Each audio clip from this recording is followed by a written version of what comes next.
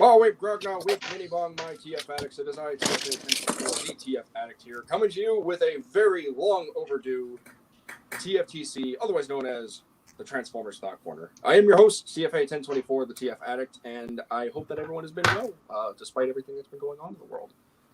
We got a very good episode on the way for today.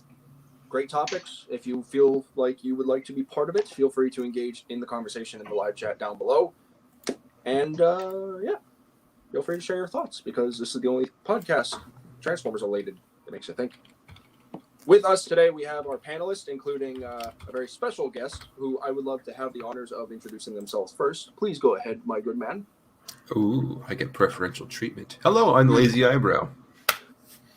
This is a dude that I've genuinely wanted to work with for a very long time. He's actually going to be hopefully helping me with a custom in the future, because I've actually gotten into customs, which I was going to do a YouTube video on this as well, but my custom Transformers Prime Smokescreen 2.0. Excellent. So my first custom. I'm very proud of it. It needs sealer, but we'll go from there. Of course, we also have, for the first time ever, she was going to make her YouTube debut in a voice acting session on my one of my projects, but Rebecca, my dear. Hi, I'm Becky.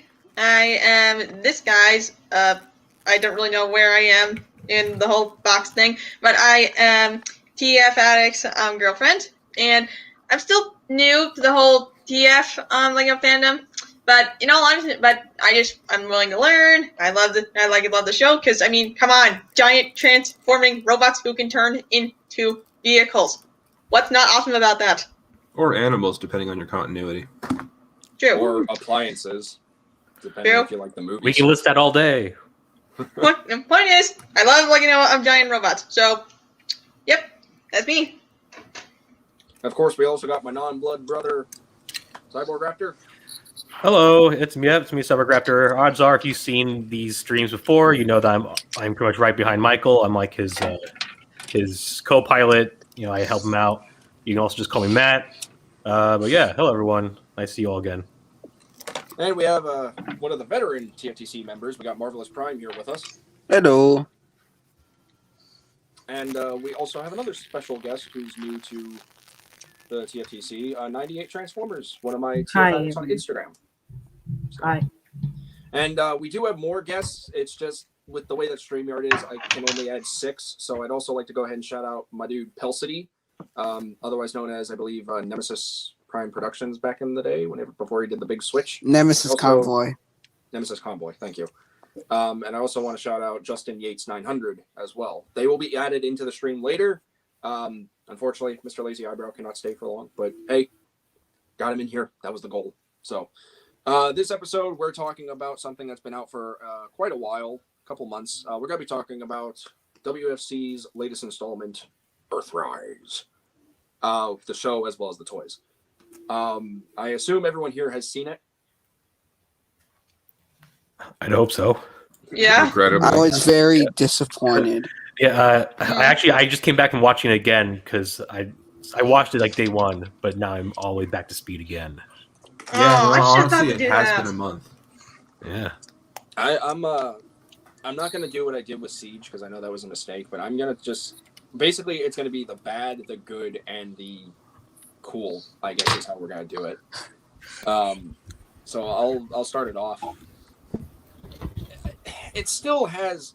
I get what they're trying to do. I understand that they're trying to make it sound like dark and edgy and serious, but like they are legit treating it like, even though they promote it as an anime, because Rooster Teeth is known for making anime such as Ruby.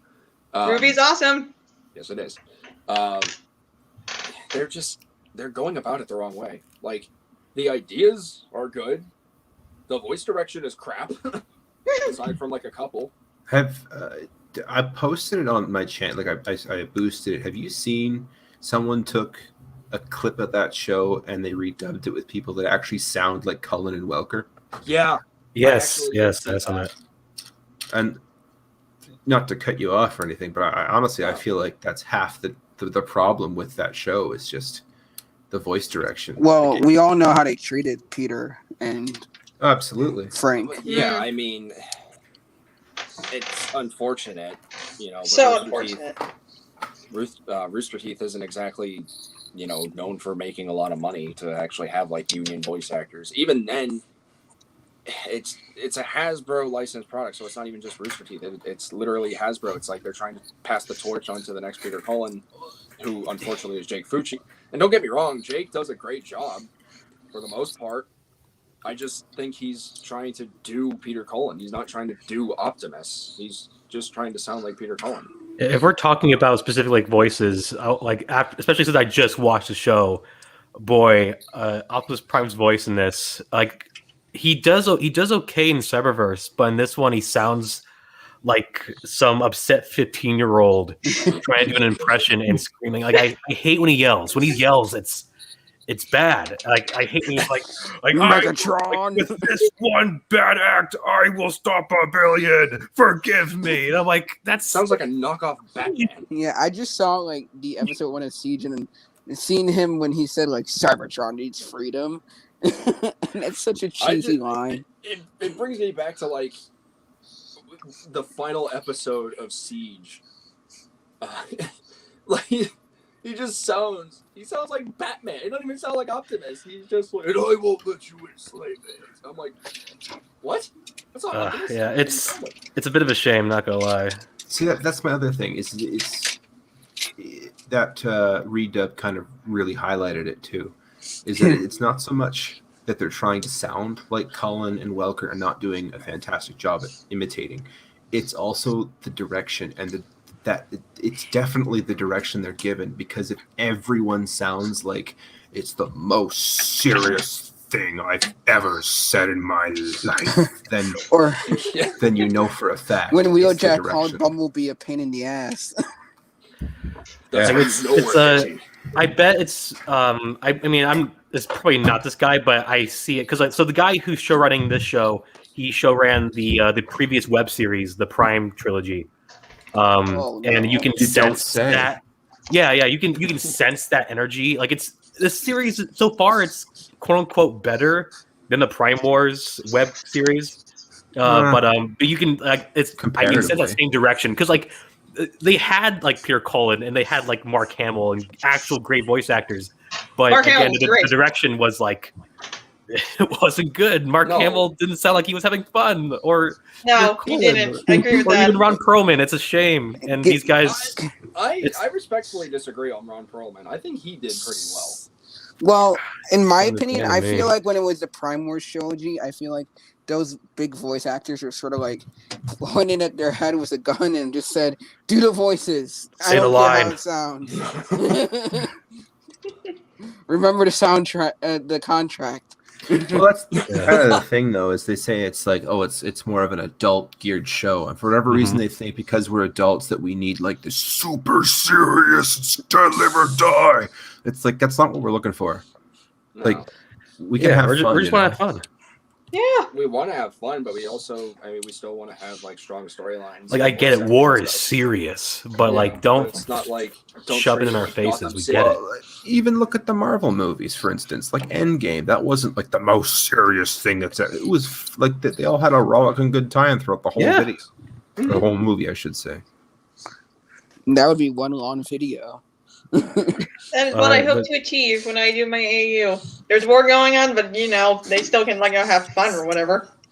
You need the comic relief, and there just isn't that.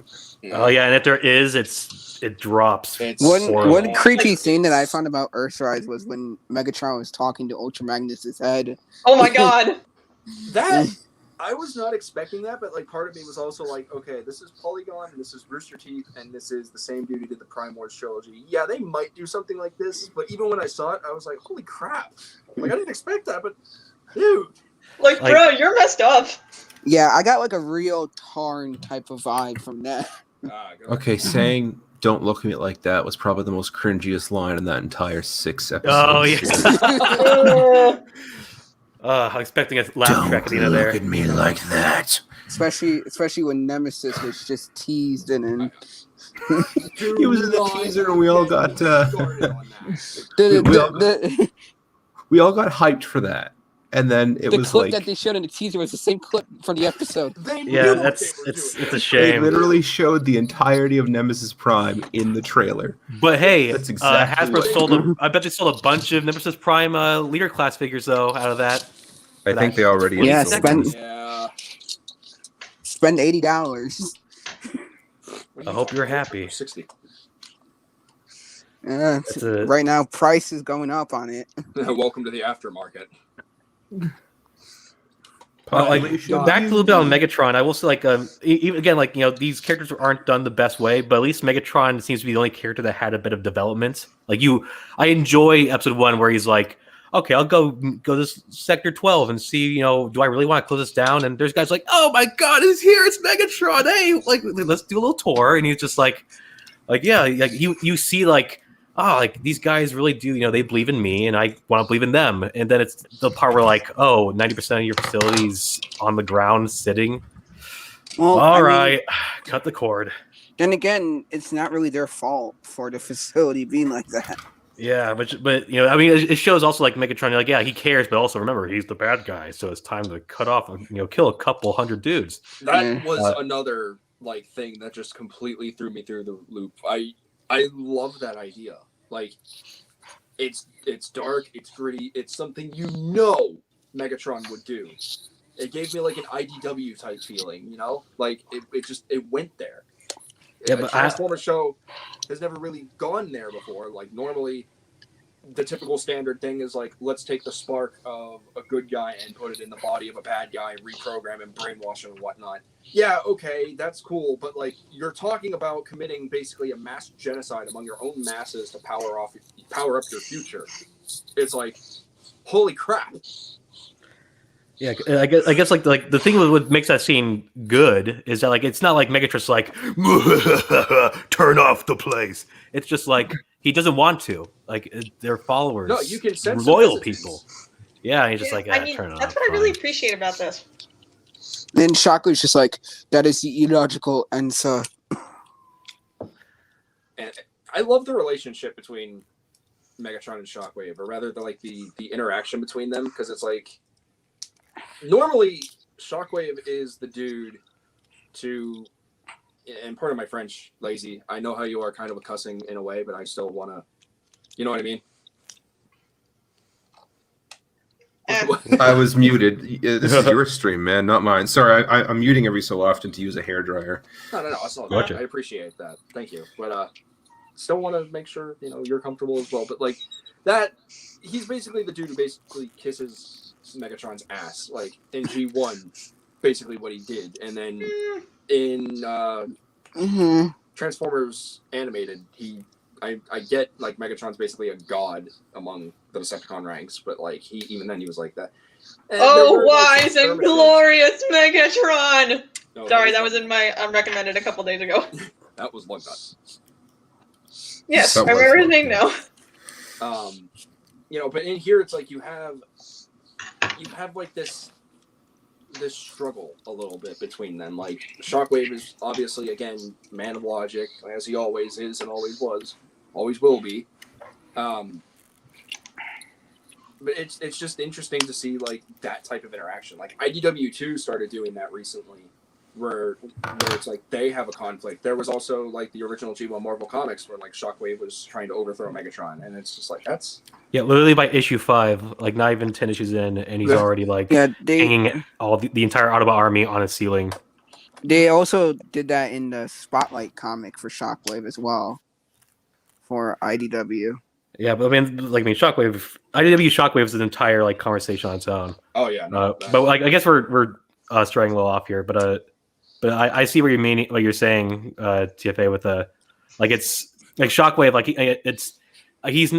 he's loyal, but he's also like he knows what has to be done, and he will sacrifice. He's and practical. Well, he has no emotions. I sort of felt like ever since Prime, Soundwave was like Megatron's, Right hand man. The true right hand man, yeah.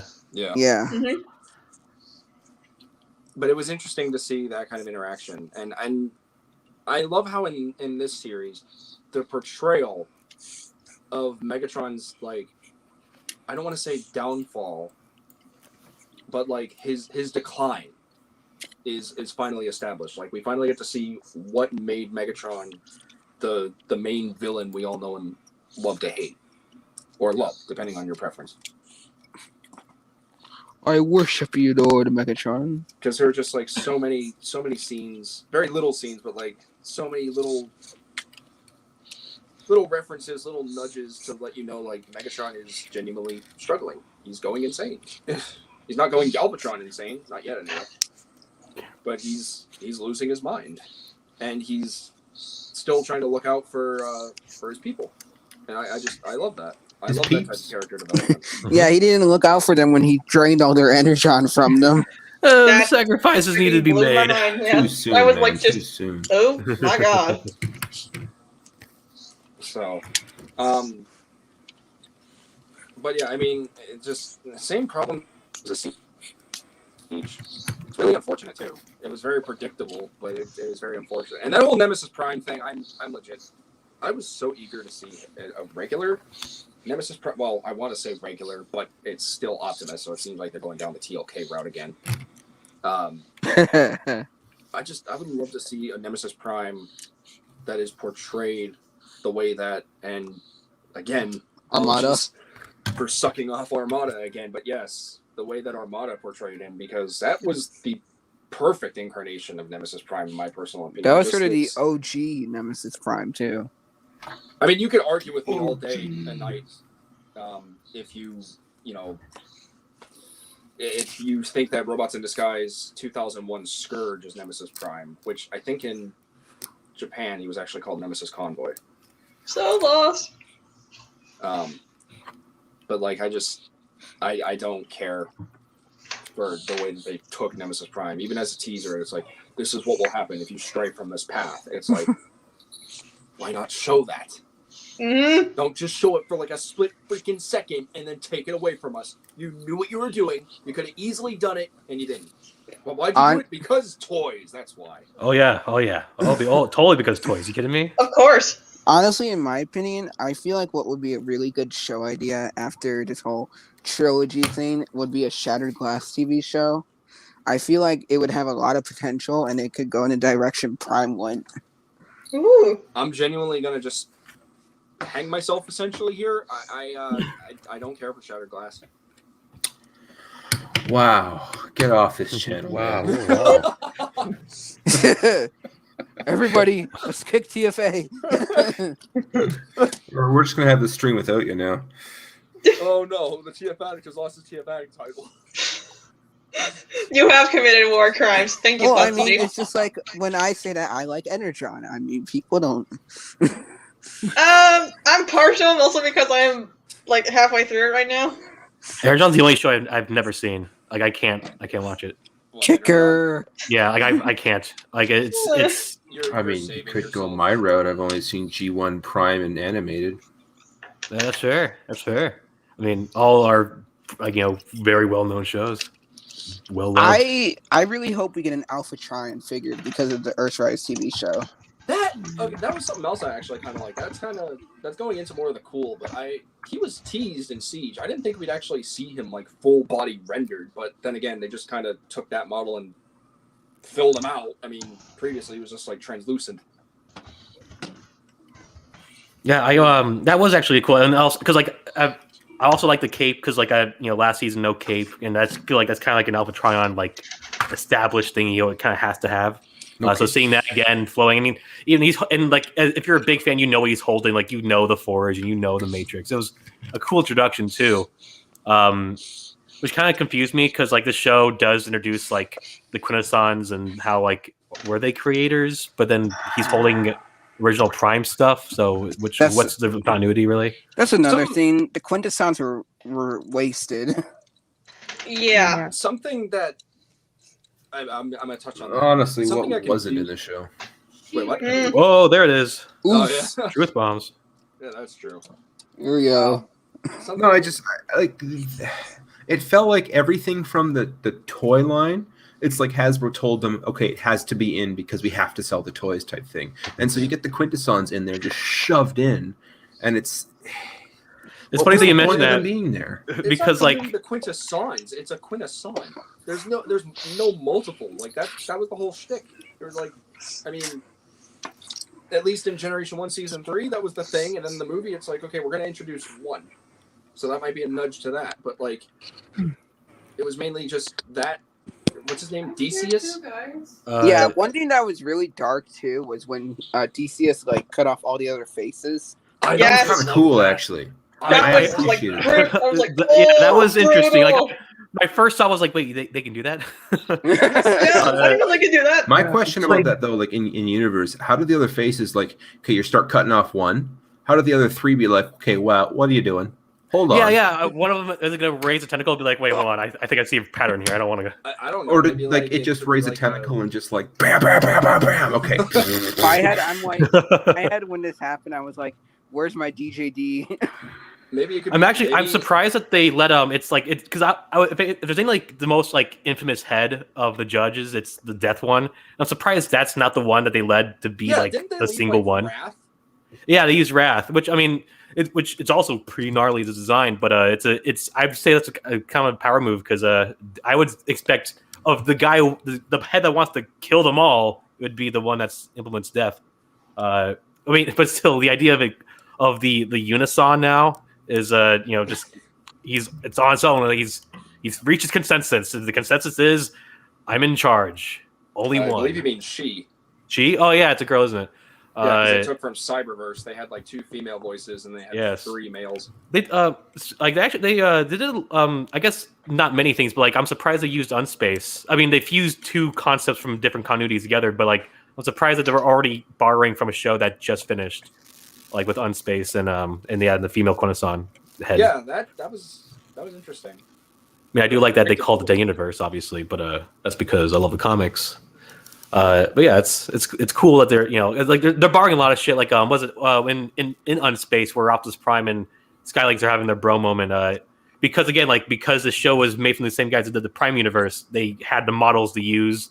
Like there's Megatron floating somewhere, and there's Solus Prime floating somewhere. I didn't notice that. Yeah, you see, it's specifically those models. Yeah, you would have to pause it like at a certain pretty point. Cool. That is rad.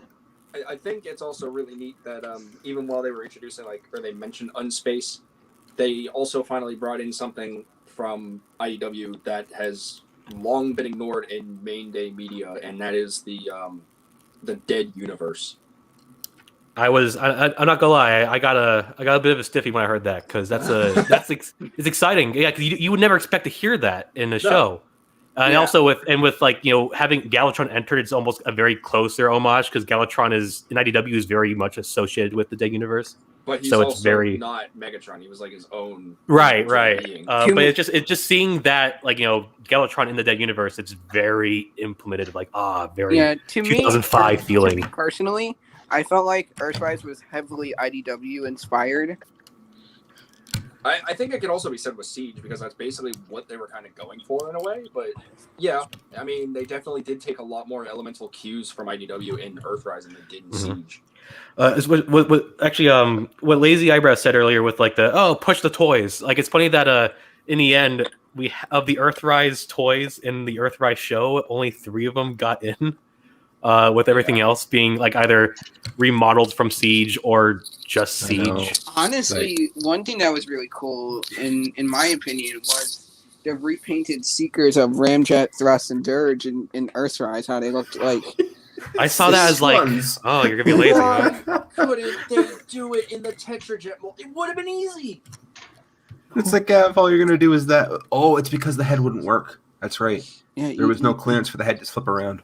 You know what it is? It's because probably that Kingdom 4 pack is going to end up having them. They couldn't find a way to make a group. I don't even care if it had light piping or not. I don't care if it's even hollow in the back. But they couldn't find a way to have the cone just flip into the back. I'm sure they could have, but I mean, do you really want to buy all the Seekers 6 times? Yeah, again, I was going to say you already purchased all these Seekers and you wanted 3 more of the same model but with a different head. I'm fine with them having their Earth modes for the toys. A lot of people would prefer that. They weren't really introduced in Generation 1 until Season 2 anyway, and they were on Earth. We didn't see them on Cybertron. In fact, the only reason we got the Rainmakers was literally because of that G1 appearance. They didn't have Earth mode. So What was I gonna say? Oh yeah, Hasbro is like they set up. Well, I've heard it a few places. Like Thrust and like the cone heads aren't popular, which is why all of them were exclusives. They weren't. I mean, I think that makes a lot of sense. They're not Skywarp. They're not Thundercracker. No. I mean, they're the next Seekers, sure, but like, I have like no connection with any of these characters really. No, there's no character even in them. Yeah, especially this show. They're for sure fodder in the background. Hasbro, where's my Sunstorm? They're literally just like there to be background soldiers, and even then it's like when they get an appearance it's like, okay, we're gonna fight this Autobot, and then just get slapped by Devastator. Oh no, we're dead now. I think Thrust's he's like a total blowhard where he just like boasts it all up, and then the moment danger shows up he runs for cover, and So it's like TFT that's a great Starscream. personality. Yeah, pretty much. Something else just kind of cool but also wasted, so this kind of goes into both categories. The mercenaries in general. Yeah. I mean, like so you also like they need to sell characters. So you're selling Double Dealer as like, oh, new toy. But one, I will say I hate the Double Dealer toy design. I think he's really chunky. And his vehicle modes are all right, Bird and Let's Jet. not forget. Guy, exhaust. That's, I mean, This it's isn't even accurate. Bug I get bite. it. It's mainly for like the. Oh God. yeah, Bug bite. Yeah, I mean, Bug Bite's fine because of course he's gonna just be a white bumblebee. But come on, exhaust could have been you could have designed a different head for him. You had the model for the body. Like, was it too hard to 3D animate a slightly different head? Apparently, but I guess not. I guess it's like, oh no, we don't have the budget for that. Just make his head red. No, we have to have this whole scene where we're gonna have Megatron talking Ultraman in his head. But I guess to be fair though, Exhaust didn't do anything. I mean, all he did was he showed up, he wrangled some Autobots, and then got shot in the back. Whoopsie. He talked to Bug Bite, who also got to speak for like one episode, and then Cog was like, "Hey, bye." Yep.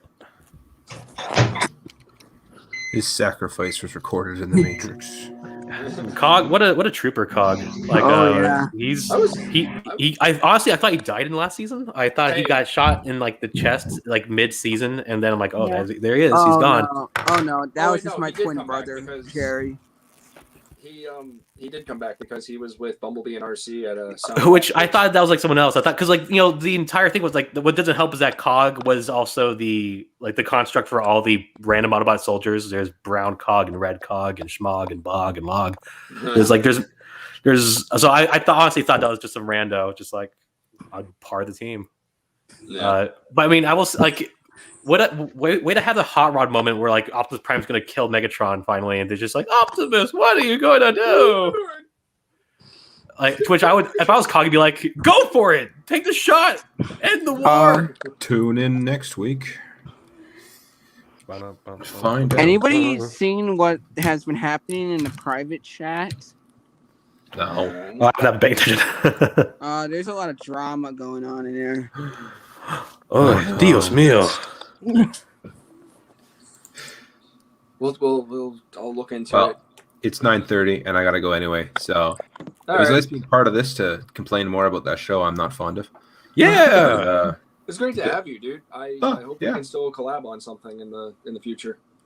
We shall see.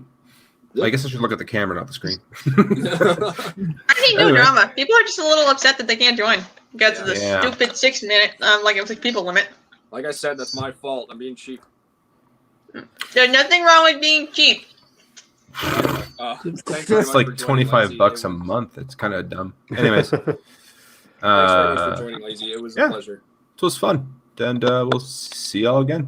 All right. Have a good day. Take it easy, dude. Peace. What a nice guy. That was rad. I like his stop motion. Yeah, his stop motions are great. Okay, so we can add one person. Pelcity wants to join, I think. Yeah, who is next in line? I don't know. 98. You still there, dude? I bet there's one. There's like whoever the first one was. He's not. He hasn't been talking at all. Who joined first? I want to go. I'll add Justin since he. Oh wait, I can't for some reason. Why? I can't add Justin. What? I can add fair. Pelcity and I can add TF Customs, but I can't add Justin for some reason. It's only saying edit name, kick from studio, ban from studio. Weird. Not doing any of that. So we'll have Pelcity. Yo. Oh man, Hey guys, That's a damn cool mask. thank you. Gundam. How many robberies have you committed tonight? 7. Okay, I want to get this off my mind after you just mentioned that Marvelous, because I made a joke to my dad about that the other day when we were at Wendy's. I just want to say it and get it out of the way. But it's like, what if, since this whole mask thing is basically like almost a new world order type thing, what if this is legit the new norm? And one day someone does go to commit a robbery, but they're not wearing a mask. So then, like, It's the perfect crime. It's the perfect crime. The guy, and it's like, well, what do you look like? I don't know. We didn't have a mask. What does his mask look like? This guy gets it. He wore the brown pants. I had to get that. I thought that was like, my dad actually laughed at that too. I'm like, am I wrong? I can see that happening. No, it's funny. Everybody put your hands in the air where I can see them. Oh, sir, we have one who's not wearing a mask. He's coughing on me, sir. Okay. Joke out of the way. I'll continue. So, yeah, with a lot of, like, we were going into cool and wasted. We're kind of just merging into everyone. Everyone's chiming in, which that's fine. No one's cutting each other off that much, so it's also good. Another thing that also kind of like made me scratch my head a little bit was the whole thing with I don't know, Jetfire. Like, why was he so skeptical on helping Decepticons a little bit, or not, or Lita helping Decepticons? Like, I mean, I get it, but at the same time, it's like, they did it with you. Why are you being a hypocrite? Yeah. Honestly, I find the B team incredibly boring. I had no care. Anytime Lita One was like, for watching it today again, whenever they showed up, I was like on my phone because it's not. I'm not interested in that story. Yeah. Oh, Now we know what the B team stands for. Boring. Yeah.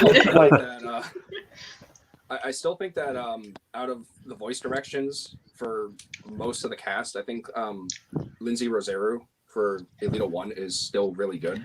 Actually, I agree with that. Alita 1 does really good. She's a good character. In the I show. also really like Jetfire's voice actor, but I do have a bit of a bias because he voice acts one of my favorite characters from Gundam in most of the English dubs, but he does a good job. He does somewhat sound like G1 Greg Berger a little bit. If you And his performance is more like, his performance is convincing, where a lot of the voice actors, I think, suffer from just a very unconvincing performance. They should have hired me if they were going to hire that many bad voice actors. Honestly. I couldn't really get into the whole B team on Cybertron that much. I agree with Cyborg. They were kind of boring, but like when the action happened, it was pretty cool. Although I don't understand, why do they have a scene where Lita was basically this helpless damsel in distress type while getting beaten by an Impactor clone when we've seen her, pretty much kick ass before? Like, She gave up at the end. She's like, help! Don't take my purse! Help! No, see, that part suffers from something I like to call Last Jedi syndrome, where it's like, like Last Jedi, I think, is a great example of how you can have good plot lines and absolutely terrible plot lines all at once. And it's like, whenever it goes back to the team on Cybertron, it's like, I don't care. Like, I really don't. It's like how Rey becomes Rey Skywalker. Well, that's just terrible in itself. But that's a different conversation for another day. But I just like, it's supposed to be Earthrise. Where's the Earth? They're not even on Earth. It's like the whole shtick is like, oh, we're going to Earth, but they're not there. But why bugged me so much? Earthrise, if you're not gonna do it, like, I mean, I see what I mean, because Earthrise, I get it, like for the toys, like the whole thing is like, well, you're giving the G1 like the vehicle modes, cool. Like, and I see for the show, it's like, well, we have the whole plan for Kingdom, so they can't really get those Earth modes in our little plan here. So I can see like why they can't just be on Earth very early. But I mean, also it's like then it's hard to call your show that Like we have to show that because we're promoting a toy line, even though we're not showing any toys in that toy line. It's a hot mess for sure. It's not even that. They brought It's themselves like, in the corner. This show primarily takes a lot of elements from Transformers Exiles. Yes, it's exactly what it is, pretty much. So 100%. Who came up with the name Earthrise? Like, okay, yes, we get it. We're going back to G1. We're doing more modern day Generation 1 characters.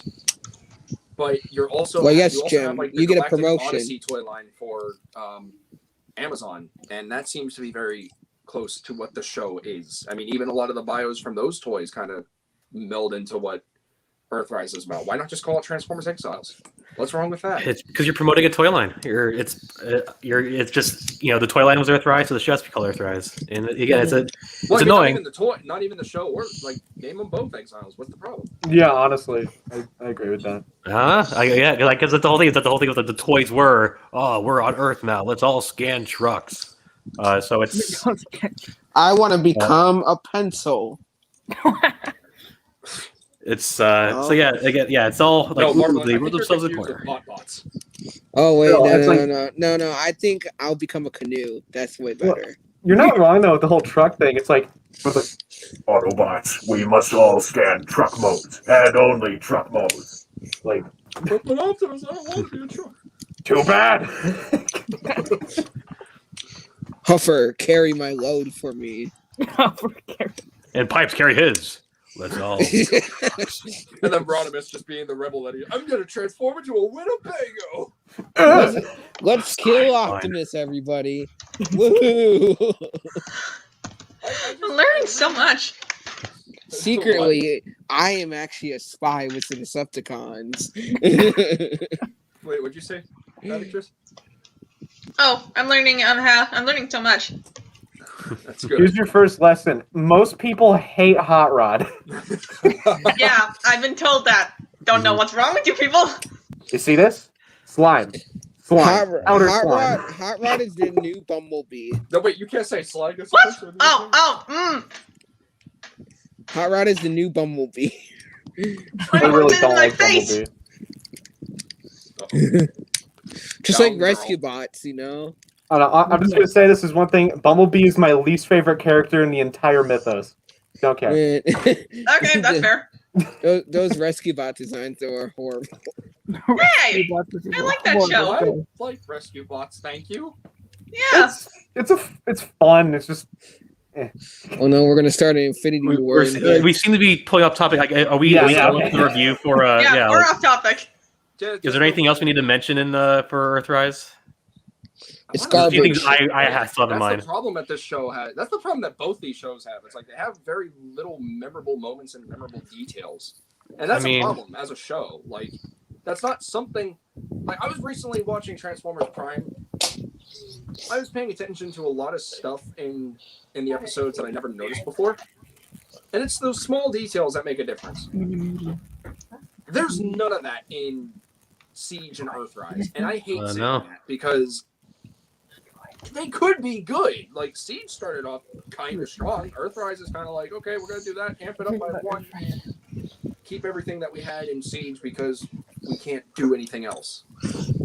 I'll be honest, like in Earthrise, one thing that was misleading to me at least was when Shockwave was like, "Yeah, we're gonna do Project Nemesis." Yeah, what's that? And then it's like we know the story. At least Paul Cybertron says exactly what it is, but that was a different continuity. This time it could just easily be, we're going to build a big ship. We're going to copy Optimus's plans because that's what we do.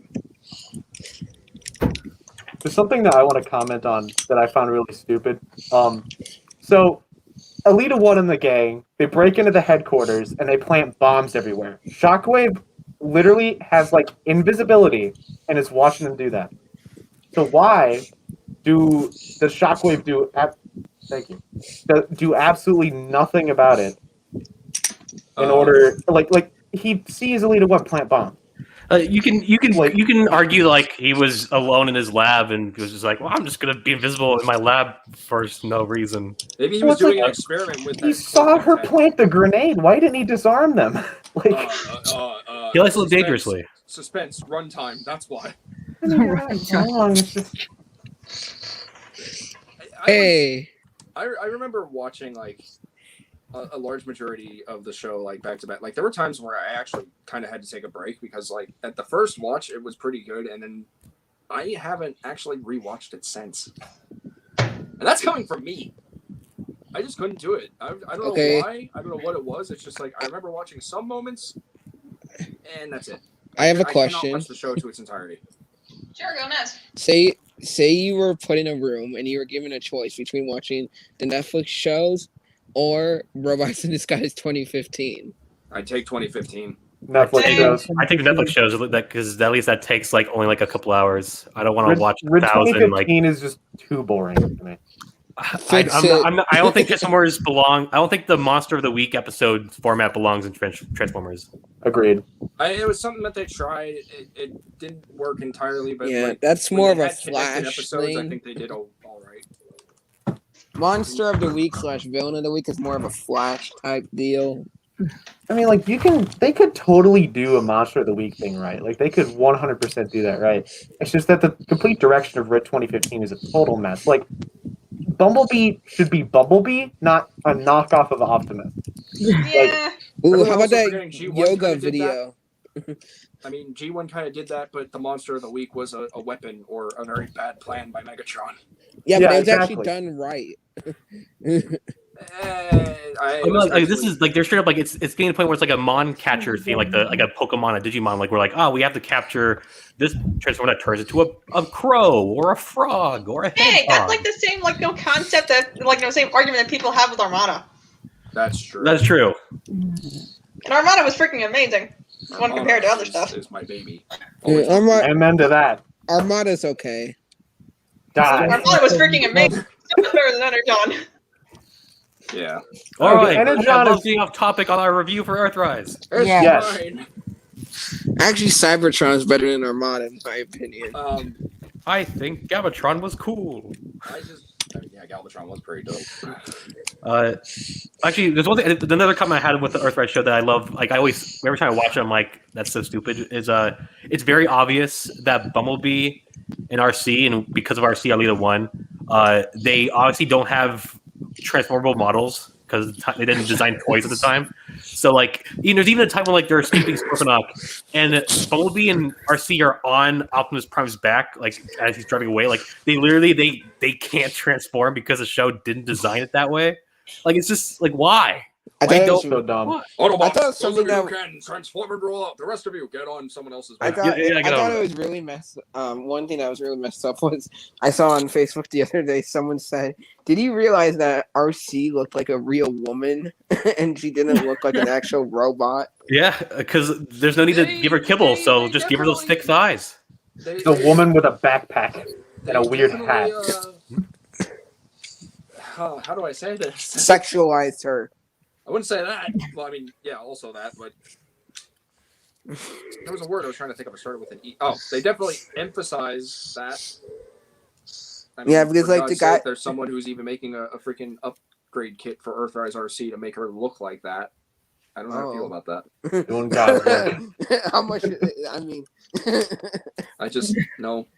I didn't care for RC's design. I mean, it's G1 design, but man, what Yeah, I did was like, they it's do? very G1. oh, I mean, that figure because of so that, bad. it doesn't transform now. A figure. Oh, we'll get into figures later. It makes you want to throw it across The whole room. thing also about that is it's funny that like some character models who we did see transform in the previous incarnation, we now see in this one. So like we actually get to see Red Alert transform because he's nothing but a sideswipe repaint. We finally get to see Chromia transform, which I thought was kind of cool. But yeah, I just every time it's like transform and roll out. Sometimes they actually do, or sometimes they even just walk. Or run. And there's so many moments Oh, where it's anybody like, there's an realize this? explosion, and the first thing is like Autobots evacuate, but they run. It's like transform, you idiots! I mean, out of curiosity, did anybody notice this? But did you realize that Optimus sort of walked like a girl in the first episode of Siege? Yeah, he does. I mean, they definitely, express those swaying hips of his. I mean, Weird. like, I get they did that in Prime, but like they were at least in Prime they made it look robotic, not In like. Prime, they were trying to flex all the weird moving parts they had, Because like in the animation models. Yeah, well, also because the movieverse did that pretty well. So Yeah, like, exactly. let's emphasize on that and make it even better because no one likes the movies. Woo! And they did a successful Woo! job. With this one, it's like, it's weird. Like, even, I keep wanting to call him Skyfire. Even Jetfire. Like, the way that his mid-torso shifts, I'm like, I can't help but feel uncomfortable. It's like, how would that feel? Oh yeah, they're bending some metal that the toys will never do. Like, I whip to my be like, hips back and like forth. I whip my he's hips. walking, and I expect to see him like wince or something, like an eye twitch every time that midsection moves. So it's like, Is your name I think Jetfire Plasticity or blacked out. wait, what? Is your name Plasticity. Jetfire or Twitchy? What's up? I Oh, just turned you're off the still camera, here. sweetheart. Yeah. Your camera just off. Yeah, I made myself a cheese plate, and I'm going to eat that. Sweet. Oh, yummy. Cheese. But Jeez. yeah, that's just that's something that they definitely took a lot of creative. I mean, they had to make a move, but you know, it's not even Optimus and Jetfire. It's also Megatron who kind of suffers from that. Okay, I will say this. One thing that I really liked was the Galvatron aspect. I think that they took some very heavy influences from two different Transformers media sources. One being a very obscure one, which I call the future for PlayStation 2 in Japan. I think they definitely took something from that. And also IDW, because of course. I will say, like, because like a lot of fans, obviously, you know, the fans watching the show, the first thing when you see Galvatron, he's doing, obviously it's like the appearance of the 80s, like he even strikes the pose. You know, I love the line like art. the 80s grid. That's so awesome. Yes, it's the that Unicron, was though. very enjoyable. Like, you know, it made me Yeah, he's start, like- I started I- clapping and laughing like I an infant. especially love the line where he's like, "I don't trust you. You should never trust anyone." Oh, no, you mean good.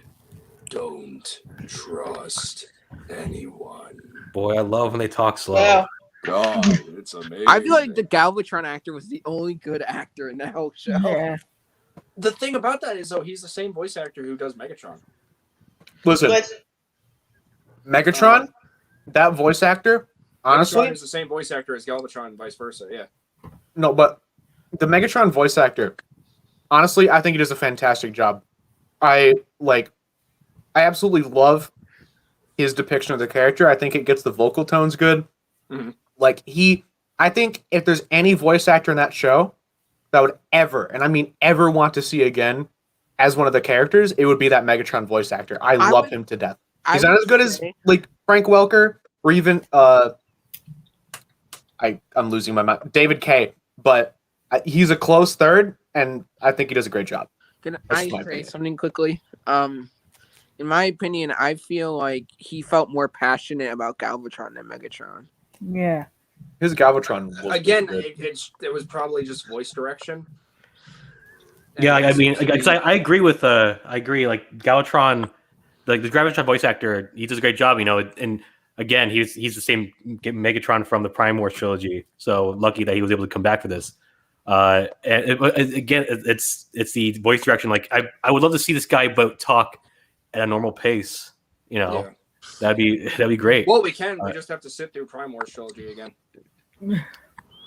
Oh, Okay, no. correction. I want to watch him watch in normal tone, but also in a good show.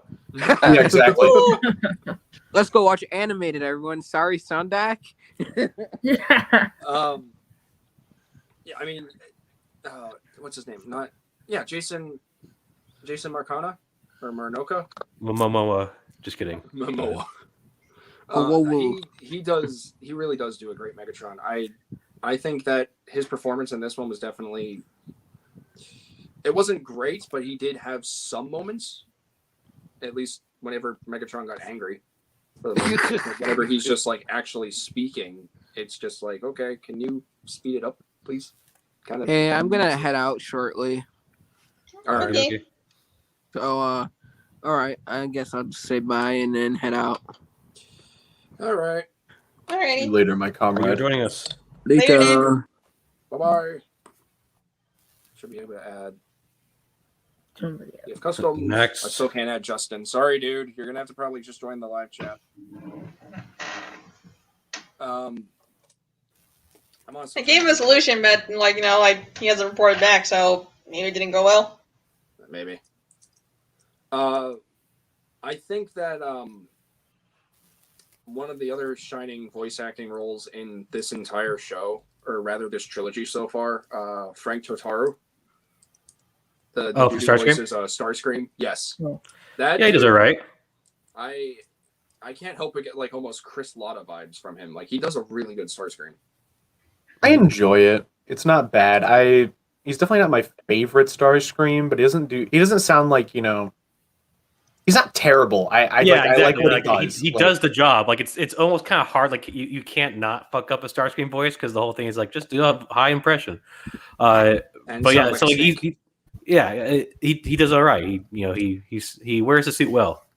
Yeah, but he's also one of the few to actually like speak normally. He doesn't speak slow like everyone else does. For some reason, his voice direction was different from everyone else, but everyone else was like, "Okay, we want you to speak really slow to emphasize how dark and gritty and serious this is." Which I still don't understand why they did that, but we're not show directors or anything, so we can't really. Yeah, exactly. See, what I'd love to see is that if they could get the voice actor that did Starscream in the Cybertron games, they could get him in on a show. Oh my god, that'd be amazing. I love that voice actor. He was pretty good. Like, it wasn't bad at all. Was easily one of my favorites. Obviously, Michael Dobson being topped because he's amazing. Oh yeah, no, he does a great job. But I don't know. I have a personal soft spot for the War for Cybertron Starscream just because of like I played those games so much. Like I just fell in love with his vocal direction. I thought he did a great job. Yeah. While not also having just to imitate the the super high pitched pretentious voice. Like he sounds like his voice has more weight. He sounds like more of a threat, and I really like that. Like I don't know how to describe it. I mean, I don't want to say he just sounds like a thug, but in a way, he does kind of sound like a thug. I mean, yeah, I guess. But I also enjoyed that Starscream as well. I really do think though that Frank did a very good job in Siege and Earthrise so far, and I hope that the performance continues into Kingdom because I feel like if he keeps this up, he might become Starscream again in the future. If not him, then probably the dude who voices Starscream in Cyberverse, which also does a very good Chris Latta-like voice. Yeah, no, I like the Cyberverse voice actor a lot, actually. I wouldn't be surprised if he voiced Cobra Commander in something. I was thinking about that. Like, it's almost like it's a has to of like if you voice Starscream or Cobra Commander, you have to vice versa. Like, well, yeah, that's because like that's been the thing. Like, if I remember correctly, Michael Dobson even became Cobra Commander in something. Like, the one I can know of so far, obviously Chris Latta because he started it, and then Michael Dobson, and then Charles Adler. Charles Adler. I mean, so far as I know, like that they've all done both. I could have sworn in I think it was Operation Blackout, the Switch game for G.I. Joe. I could have sworn the dude from Cyberverse who did Starscream also voiced Cobra Commander. I could be wrong. I don't know. But I definitely like that they show more progression of Starscream in this. Like, I like how we got a good taste of it in Siege, and we still get to see more of that. But like, we clearly go immediately to, oh hey, we're gonna go G1 Starscream route because we can do that. So it's the character itself has created like the Starscream is now a genre of a character because of that. The idea of like second in command, like conspiring to kill my leader, I like that. Starscream is something that's what he should do. That's what makes his character so lovable. That the first chance he has, like, time did Megatron die? Looks like I'm leading. It's good. It's something that I expect to see in a Starscream character, and I'm glad. Like the show like literally begins, and it's like, I'm already in command. It's good. I want to see more of that. I think they could have like drawn it out just a little bit because I like that Starscream got a taste of power after he got promoted to being commander of the Seekers in Siege, which I still love that scene so much. But I think they could have drawn this out because, like, in this installment, it feels very forced. Yes. And that's a problem that this show just has with a lot of things. Like everything feels like it's just thrown in because this is the episode length that we have to do. This is the runtime. We need this, and this in each and every episode. A lot of things like I don't want to go there, but it almost suffers from like TLK syndrome, except in a Netflix show. Yeah. And I hate saying that because I genuinely do like TLK, but it just it doesn't always work. I always try my best to avoid talking about that movie because I know I'll go far into it. See, I don't hate it, but they butchered my favorite characters, so like, and by that I mean they name dropped Nemesis Prime, and then just 20 minutes of Optimus being like, "Oh, I'm the bad guy now," and then Bumblebee's like, "Optimus," and he's like, "Oh, I'm sorry," and then everything's fine. Like, let us hug. I'm running out of stuff. Like I said, it's not really that memorable. There were a lot of moments, but it's if we're running out of things to talk about, I do want to mention probably my favorite part of the show is probably it's the last 5 seconds. Yes. It teases something that everyone wants to see, and like because this show for sure, it's like people are watching this show because they're like, okay, we're watching it because I want to get ready for the next season. Yeah. And what is perfect tease for that because the ship falls out of the sky and you're like, oh cool, here we are, we're on Earth finally, and the first life form you see is like it's you see that raptor and you see the color scheme and you're like, oh, I know what it is. Like there's a split second where I'm like, is that an actual raptor and they're just teasing us? But no, once he closes that eye and he opens it up and it's a scanner, it's like, oh yeah, the beast. I think that was brilliant, and what would have put the icing on the cake. It's just that little trim of Beast Wars music, just a little bit. Like even if it was just like the. Oh, that would be great. I would love to hear that.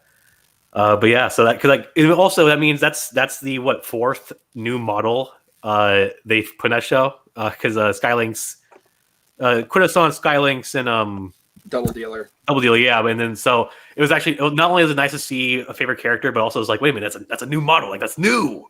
And it looks good. It like, I mean, we see it from again like 5 seconds, but from the angles we see already, it's like, oh yeah, like they didn't fuck around with this one. Yeah, it looks like because it has like the basic Jurassic Park anatomy of a raptor, so which means like this is gonna look because like the actual Beast Wars show, that Dinobot raptor model was really kind of janky. So seeing a clean raptor model going to be in the Transformers show, it's going to be nice. I can't wait. But to give credit where credit's due, it was the first time in the 90s where they did right. Guy.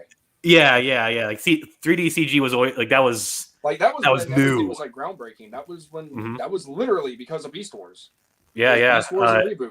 Mm-hmm. Yeah, so like that's why again there's a reason for it, but it's nice to see like, oh yeah, my Raptor's going to look. I mean, it's not obviously accurate to a Velociraptor, but for the Beast Wars Dinobot character for what he is, it's going to look nice. And the only thing that concerns me, and this is going to dive into our next topic after we discuss the toys, I'm just going to touch on this and I'm going to leave it there. I'm curious to see how the transformations, if any, of the Beast Wars characters work in this. Because there are like videos out there on YouTube where they show how these characters from Beast Wars do transform. Like they do have all the main Maximals, all the main Predacons. Mm-hmm. So if we do get a taste of that, I'm curious to see how a modern rendition of that will work. Oh yeah, that's true. Because like you're again, we haven't like had like breaking meat into metal since Beast Wars. So, that is a way to put that, and I love that. That's so it's good. Yeah, it's gonna be cool. Also, a little theory here, only because of weird dialogue. So in mid-series, Scorponok's screaming stuff, and he's like, "I'm the last of the Scorponok." That was another thing I actually wanted to talk about too. But yeah, I think pretty much like the flashback. Because we're now in the past, or I guess we're not really in the past. But I had a theory that like, so he thinks he's the last of the Scorponok, but we're gonna probably see Beast Wars Scorponok. So there's like, and Wonder's like, I used to live on Nebulon Station, but then I got kicked out because I don't know. That was something else. The whole Scorponok thing was very interesting, but it was really cool to see. I actually like a lot of people were kind of. I heard some people in the forums being upset for his size, but I think this is the perfect size for him. Like he's not going to be city sized, obviously, but I don't expect him to be also normal like Megatron size. This is a perfect like he's threatening because he's a big scorpion. I think the scale definitely for Scorponok was very accurate here. Yeah, think he did I a like really it. great job because it's He's like when you see big, him in but he's Scorpion not mode, ridiculous. He's basically the size Exactly, of like yeah. the Predaking. But when you see him in robot mode and he actually does have mass shifting, I think that was great. Yeah. also You do don't love- expect this guy to turn to a city No. in this show, at least. I also do love that they didn't just use the regular transformation sound effect. They actually slowed it down like how Generation Yes. 1 would do that. Because I'm going to be honest, I'm Give getting them so that sick weight. of that transformation sound. I love it. It's a classic, but like you couldn't make something new. You couldn't even use like Transformers Prime sound effect. Like I'd be okay with that, but like this is just this is another thing that also bugged me. There are a few times in the show, in this trilogy so far, or rather this duology so far, where the transformation noise is used inaccurately. The way that it transforms, or the way that someone transforms when they go from vehicle or alt mode to robot mode, it should go up. When the character goes from robot to alt mode, it should go down. So why is it literally just every freaking time? I agree with that. They're probably. I mean, they're just like, hey, just put it in the sound effect. I don't care. Just throw it in there. That's lazy. That's not okay. The whole show is lazy. True. I wouldn't be surprised Where's if my they had a Earthrise? guy Don't whose even get me entire started on job. lazy. If I may be like so angry about one thing, it's when Soundwave is I'm caught in Scorponok's claw. He doesn't say ravage, eject. God, that makes me pissed me so off. mad. Also, speaking of lazy, they reused the shot. And I hate when they do that because it's so like Starscream. He falls out. There's an explosion. Starscream falls, and Ravage just like, hey, wake up. Then later I on, thought that was adorable. Just let it be your friend. it's very cute. It's very cute. It's But cute. then Megatron shoots him, and then like, oh shit, how do we show Starscream waking up again? Ravage Quick, same teleports scene. from the battle, wakes Starscream up again, and then teleports back to the battle somehow. Because they were using footage. Like, come on. This is I a thought that was a little confusing. this is a side note to Soundwave real quick. I hate the vocoder they used for his voice, and I Yeah. just want to Yeah, say that's that drives me weird. nuts. It's just a little bit wrong. Like, it's not the worst thing, but it's just there's something about it that just bugs me. I don't know Like, what if it you is. have to turn on subtitles for Soundwave, then it's like, yeah, you added too much of the effect. Yeah. Because Yeah. that's I watch the subtitles. Period. And it's a shame too because the voice actor behind Soundwave also does a very good performance as a character on a show known as Has Been Hotel. He voices Alistair, and he does like a Yeah. radio voice Really? actor type oh, thing. okay, I didn't know that. I did not know that either. That is freaking awesome. I think that's what it was That's- anyway. yeah, Someone can that's correct me in really the cool. comments, but I think that's accurate. But yeah, it's just like could have done it. I think what was his name? Edward Bosco. Yeah. Rebecca. Huh. Is that the dude's name for Alistair? I don't I know. don't remember. Yeah, Edward Bosco. He is the dude who voices Alistair, and he also voices Soundwave. That's awesome. Yeah, it's a heard bit of now. a shame now because especially because I've seen Has Been Hotel. I know the range that guy can do. So having that sound wave be sound waves of course has to always be. That doesn't have to be, but it's usually monotone. And but like the effect kind of it fucks it over a little bit more. It's a bit of a The shame. effect definitely just jeopardized the voice performance. It definitely took away a lot of Edward's natural voice, and just basically is like, here's your voice with a robot effect on it. You can't tell the emotion. It What wasn't the an right analogy. robot effect. That's my Yeah, it wasn't. And think about it now, he doesn't really talk much in Earthrise. He maybe has like a line or two, and that's it. And yeah, like Rebecca said, he really launches Ravage, but he doesn't even say anything. And then I think the only cool part Soundwave does when it just Wheeljack's just I can't unlock this thing. It's too old. And Soundwave's just I got this. And he touches it twice, and it's just all right, done. There's that deserves a little bit of a Soundwave superior line, but nothing. I was like, come on. Yeah, that would have been a good Dude. Soundwave superior Dude. moment. Man, Earthrise is just disappointment, It's man. not Like wasted literally potential. one word to describe it: disappointment. It's all pain. Spoken like a true. But hey, Transformers you know fan. what? But Kingdom for sure will hopefully. I mean, we don't know who they have designed for the show, who they don't. So hopefully the way the toy line's looking, if it's just like that for the show, it's gonna be pretty fun. I demand Tarantulas. I want my Yeah, boy. the tarantula. I agree with that. I want tarantulas as well. Yeah, And like, I We're really getting am Black not Arachnia, into we Beast better get Wars, and I like Tarantulas. tarantulas. And you better not be a Everyone fucking loves repaint. Spider-Man. Spider-Boy, really. Do you think we're going to see fossilizers in this one? Because like that's also like for Yeah. selling toys. Like Siege completely was biffed on the weapon, the small dudes, the Macromasters. They never You appeared. point that out, and it seems like, which is again a very nice segue into our next topic, which is very similar to Earthrise, obviously. But you point that out. We did have weaponizers like once or twice in Siege. We didn't have any modulators in Earthrise. No, like yeah, any like actual like gimmick of a toy line was not in the show. So I probably don't expect to see any fossilizers showing up in next season. Literally, we're just gonna have the same Autobots, Decepticons, and their same animation models, and then we're gonna throw in the Beast Wars. Hopefully, as many as they can. I think that's definitely what worries me about this is when it comes to similar character models. I really hope they're not going to do what they did with I really hope they're not going to do what they did with like Bug Bite and Exhaust / Bumblebee and Wheeljack. Like if we get Tarantulas, we better get Tarantulas. We better not just get a Black Arachnia repaint. Yeah, I actually I like to believe that you can't like recolor these guys. Like they're too unique to just be like a red pterosaur, a blue pterosaur. Like these all have to be new models. You can't biff it on this one. Maybe that's why we have such little new stuff in Earthrise, because they're like, we need to save the budget for animating the entire new animal cast we're about to introduce in our next season. Could be a reason. With that out of the, with that also established too. I almost said out of the way. Sorry about that. Do you think we're even going to get a large majority of the Beast Wars cast?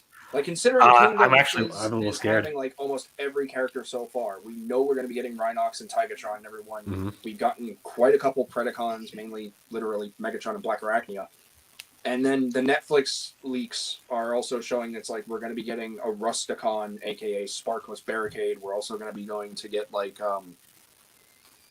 what is it? Come on!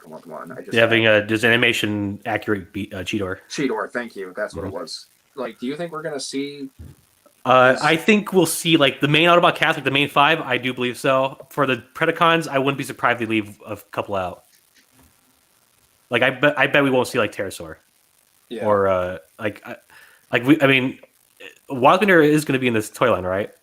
I mean they tease him on like the artwork, yeah, like the big like mural they have. Also, not include Waspinator would be a crime. It would be. That's why I'm a little scared, because like I feel like if the character isn't a toy, they probably won't be in the show, and it would be nice. Like that's again now it's also kind of a scary thought of like if you do Waspinator. Do you hire a guy that can do it well? Like, what if he talks like, "Hey, it's me, Waspinator. What's up?" Like, there's no like little funny gimmick with his voice. It's a scary thought. That's his entire character is that he's funny and he has that funny voice. So yeah, that's one thing. Like, some characters might not show up, but also may that be a good thing? I just fuck it up. Like a lot of what happens in Kingdom with these characters. They get proper justice. Like I don't care if they look 100% original compared or 100% accurate compared to their original Beast Wars designs, but they better get the key elements. Like Tarantulas needs to look like Tarantulas. He needs to be purple. He needs to be black. He needs to have that green accent. Waspinator better look the way he looks. If we even see them, it just seems really. These shows seem very misleading in some areas. Earthrise being the prime example. We thought that we were just immediately going to go to Earth, but no, we're taking the Galactic Odyssey Exiles treatment, going to different planets, running into different enemies, Quintessons, Nebulon Station, which honestly I would have been preferred if it was Nebulos, but... Me too. And we saw it for a bit, but It was very underutilized. It would have been cool to see the headmasters there. Like, that would have been their whole thing. But no, it's unfortunate. I mean, definitely a lot of great ideas. Once again, poor execution. Can I make a comment on something you said earlier? You were talking about a theoretical idea of Black Arachnia being repainted into tarantulas, and I just want to say I love the idea of tarantulas with tits. I think that's really funny, and I want that.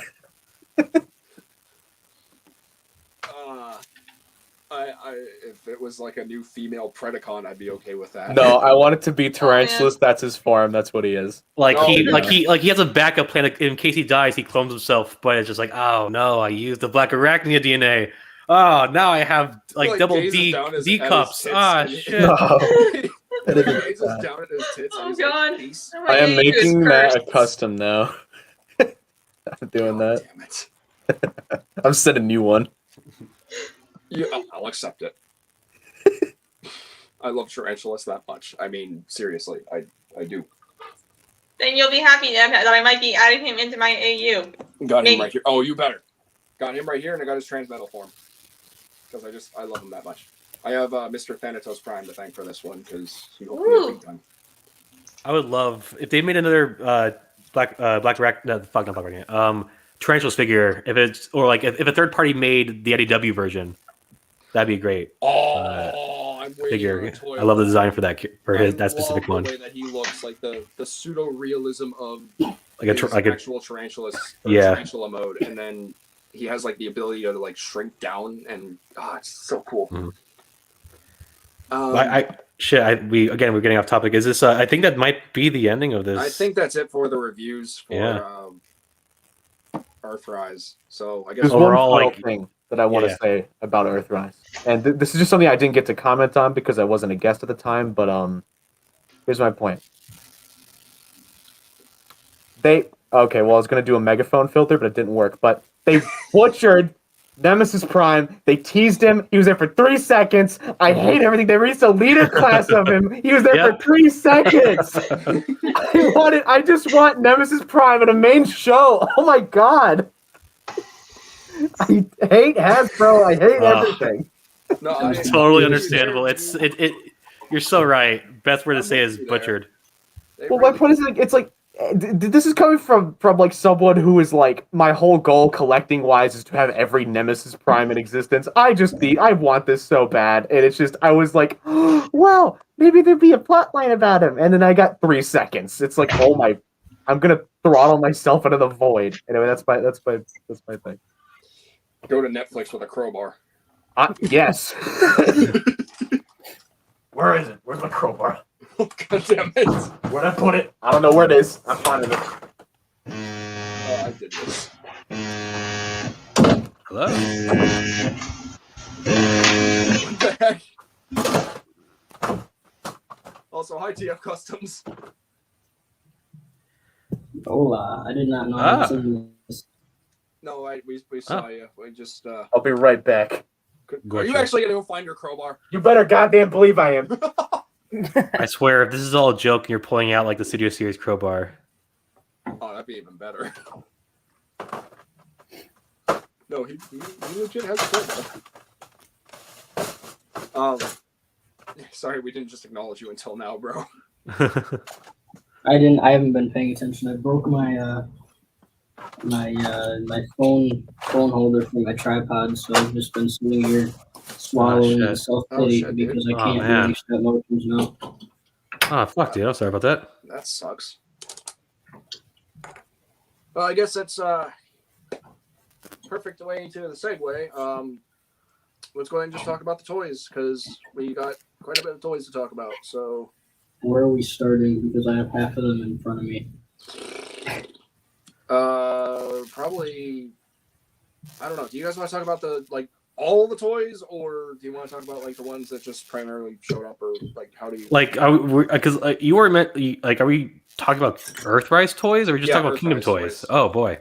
It's like we got Micromasters, well- we have Micromasters, Battle Masters, we have Modulators, which are Deluxe class, we have Voyagers, Leader, and Commander class Skylinks, and Titan class Scorponok.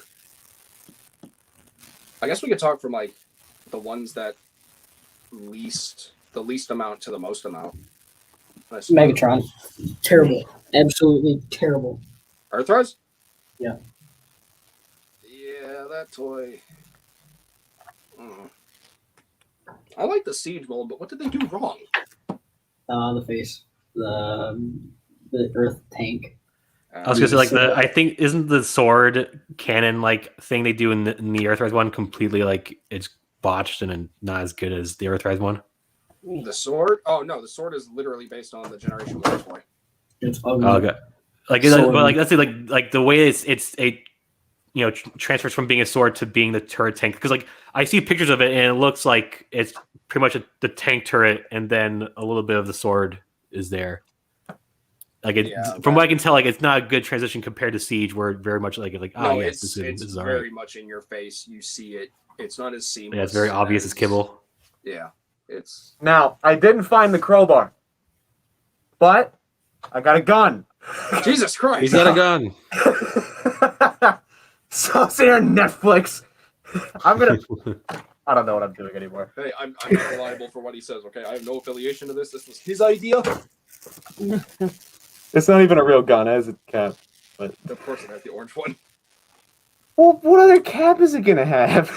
I don't know. You never know with toy designers. Someone could be a green dumbass. one. Like, hey, let's paint it silver. Make it look. I mean, I wish it was. I'm sure I might remove it, still. Fuck Netflix. But yeah, Earthrise Megatron. That mold is. They could have done it a lot better, especially with the little extra bit that they do for that little bit of parts forming for the rear of the tank. This thing. That fucking thing. Yeah, it's awful. I hate it. Is that the G2 one? Yeah, it's the G2 one. Okay, I couldn't tell. Hold on. Let me. How do I do this? Yeah, this is my baby. I love this thing, but that. How do I do this? Ooh. Trying to figure. How to do that? Oh, there we go. Here it is. Okay, Hey. Okay, yeah. So You have spotlight. But yeah, so this all garbage. This is garbage. Hate it. But everything else about this mold, I love it. I love that the legs are shaped kind of like the gun hilt. Oh, like, true. Like the G1 toy. I think that is awesome. I love that attention to detail. But also, this is just something I've noticed. But his unibrow, like in the head sculpt, it's a bit much for me. But Yeah. good figure though. I like it. Good 8 out of 10. Would buy it again in a gray color scheme, but I think Amazon has it actually. probably. But I don't know. The G2 one's all I need, just because I'm a G2 fanatic. But yeah, Very nice. I'm trying to figure out if there was a way. Aha, yes. Someone else speak for a minute. Hello. I'm trying to think of the roster for the Earthrise figures. I can't think of any Decepticons other than the Seekers. There's Runabout. Well, there was Runamuck and Runabout. Runabout, never appeared. them. I'm trying to think of bad figures in the Earthrise lineup. I think Megatron was the only one to take the cake. I guess so. All right. yeah. All right. So we talked about Megatron. How about thoughts on Prime? What the heck? Oh, Listen, is that what you're hearing at, or is it? It's I mean, best. Don't at me. This is the best bang for your buck Optimus I think that exists. I'll live on that till the day I die. Is that the leader one or is that the Netflix one? This is the leader one. This is the actual leader one. The Netflix one takes the cake. The colors are just perfect. I agree with that. The colors are nicer on that, but just in terms of its mold, I like just this mold is beautiful. It doesn't matter. Yes. It does what have you its do to it. issues, though. It's fantastic. Unfortunately, it does Oh, have yeah. some mold issues. I mean, there's problems with it, of course, but for the most part, I think this is like, if you want an Optimus Prime and you don't want to pay for a super expensive masterpiece or third party one, I think this mold is your best option, just because it's affordable and it looks good. Like for its price point, it looks fantastic. I mean, it's really posable, great alt mode, cool accessories. It's. can It's you just good. take out the Matrix on that figure, or is it stuck in there? I can You take it out. Okay, You can take out that's something I was always curious about. The one in Maybe a the one in the small Netflix one is a lot harder to take out. It's a lot Interesting. more stuck in there, but Oh hell yeah! Yeah. Oh, thing. finally I got it working again. Pop it out of there. Wait, what Welcome was back. working? Oh, my on computer weirdly crapped out and me stopped and the sound and stuff stopped working. Oh, you were still here, so. Well, yeah, but I mean I couldn't hear anything. I'm glad you got it fixed, sweetheart. My computer's just old. Yeah. Yeah. That, So what did I miss? We're talking about the toys. Oh, sweet. Trying to think of bad ones, really, because we already talked about Megatron. I think, I shouldn't be talking about that because I have, I think, only Wheeljack. It's all right. I mean, I got him only because he was on sale, so I was like, cool. And he's all right. It's the vehicle it's Wheeljack. It's in fact both modes. I'm like, this is exactly what you're getting. Yeah. I mean, the only thing that's annoying is his hands are completely covered in it's the kibble on the hands make it a little annoying. It's very obvious there's metal plates. That's kind of what the G1 toy did. Yeah, exactly. That's why you can't really escape that. 90%, if not 80% of all toys have that problem. Mm-hmm. Which I don't know why. See, now we're talking about Wheeljack because I mentioned it, but I have it. I guess all these toys, they're all okay. None of them have a big problem besides Megatron. Well, all right. What about the Ironhide remolds? I don't have any issues with those. I honestly don't care for them. Really? I sold my Ratchet and Lifeline. I just couldn't. I didn't really care for it.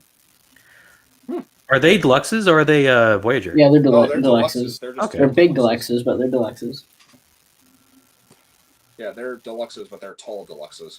Ah. They're almost impactor size. Oh, that's right. Because I was looking for it on the TF Wiki, but I realized that they're exclusives. They're not in the next waves. Yeah, that's something that definitely. Oh, I wish Lazy Eyebrow was actually still here to talk about this one because he went off on it. He made a joke about it in one of his reviews.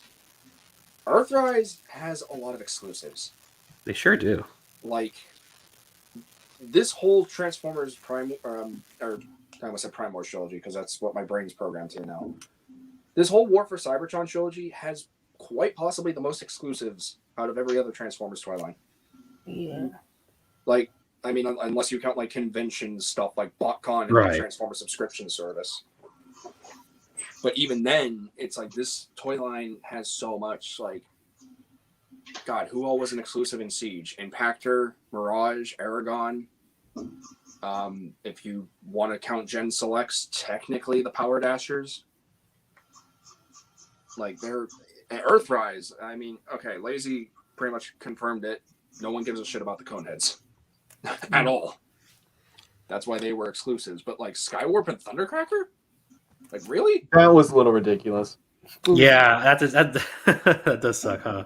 That's a kick in the balls to the fandom. That's just no. What would you release make Starscream as retail. It seems pretty normal for Skywarp to be a exclusive. I mean, in classics, he was an exclusive with Ultra Magnus, right? Yeah, That's he was. correct. Yeah, I'm gonna leave right now. I mean, there also was the Revenge of the Fallen exclusive eating? with Voyager for Wall. What? But Thundercracker, does anyone even care about Thundercracker unless you're an IDW? I care about him. Yeah, I hold on. like I love the He's guy. fun. He's my favorite of the three. Thundercracker's my favorite. You I just think got everybody proved loves Skywarp, wrong man. multiple I don't times. understand why. Because he's the only one that actually has a power. Hey, I don't care. I fell in love with Skywarp because of I loved his personality in the Cybertron games, but I found them fun. I found him and Thundercracker's bickering fun. Three Stooges to me. I know, I loved it. Same, me too. Honestly, when I think of Skywarp, I just think of G1. He has to teleport and he has to be black and purple. Mm-hmm. Yeah, he's What did Thundercracker do? Because he does. He wrote a best award-winning film. I thought that was Maybe. Yeah, I was about to say maybe. Confirmed, was it? Doesn't confirm. No, probably not. Jesus.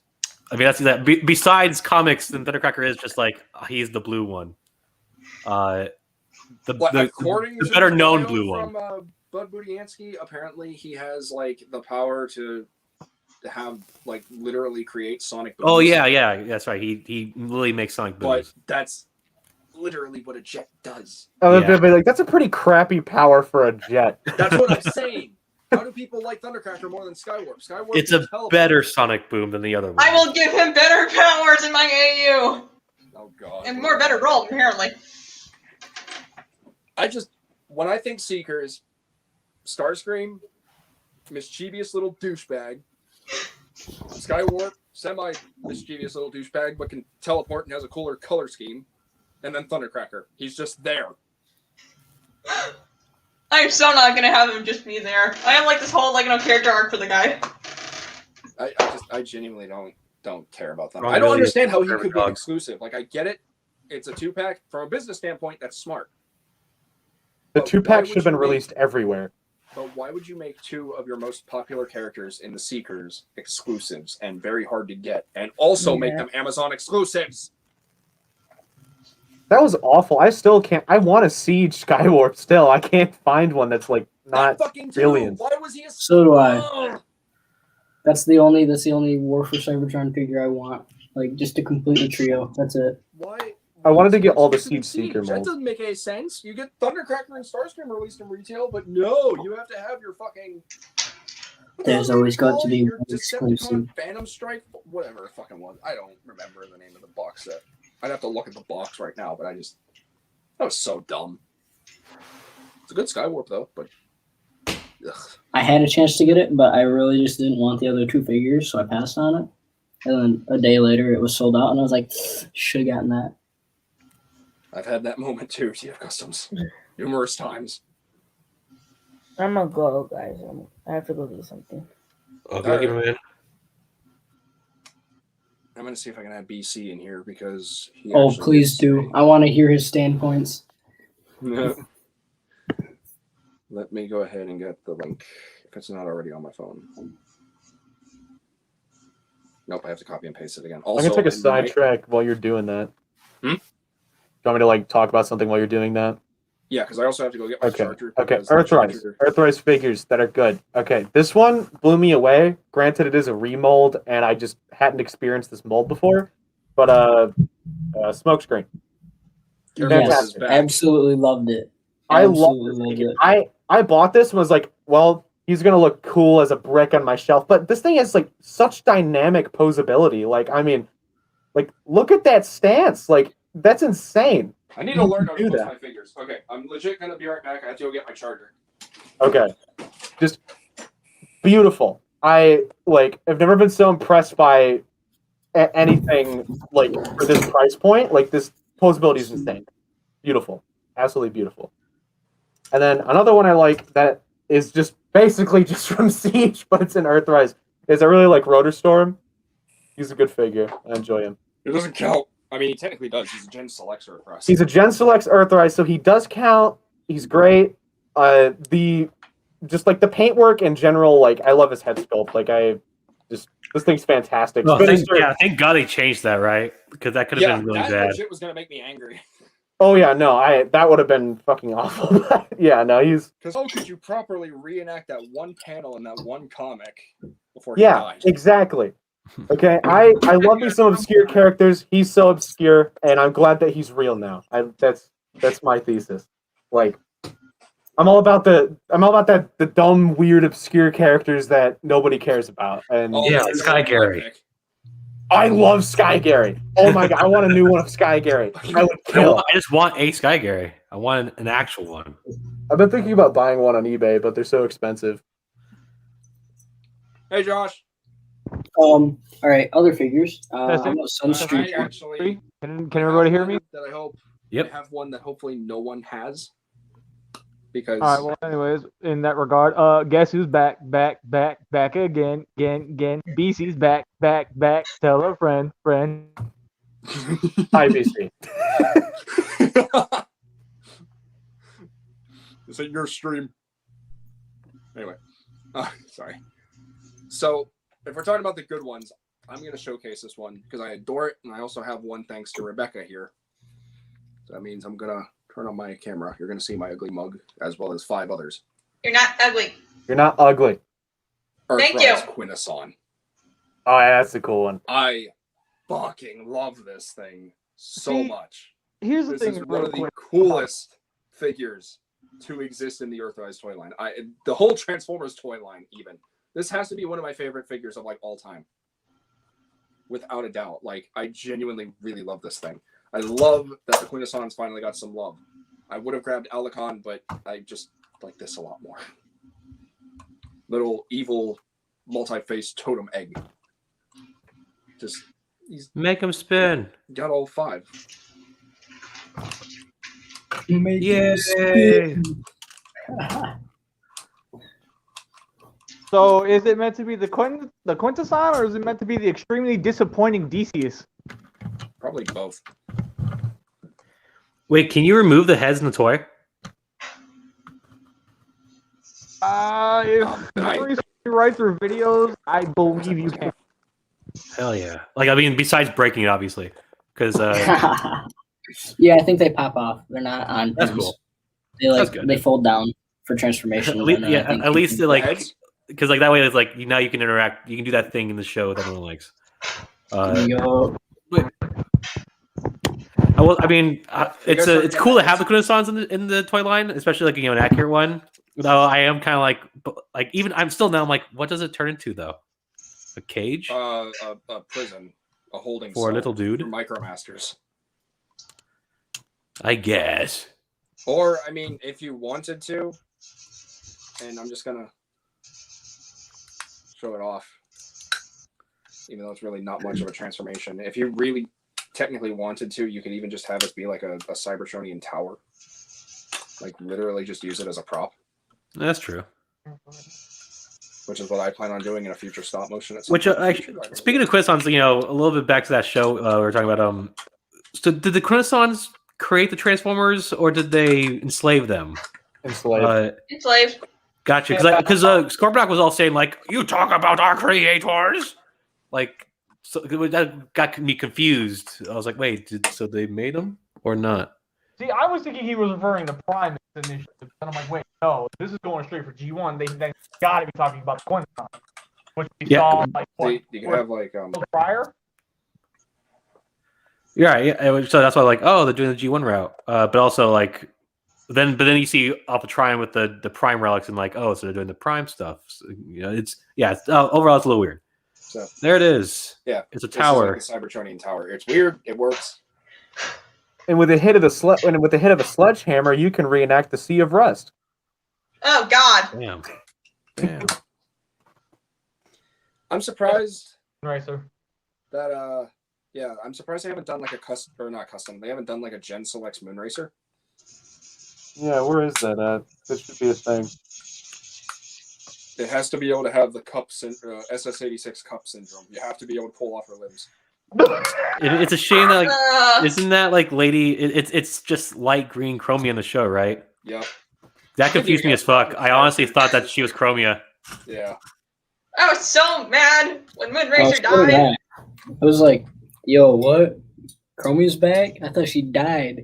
Yeah. It's like, oh, like she's completely somewhere else. But because it's not even like the strongest like different shade of green. It's very close to blue too. So I was like, It's like a wow. turquoise. Yeah. So I was.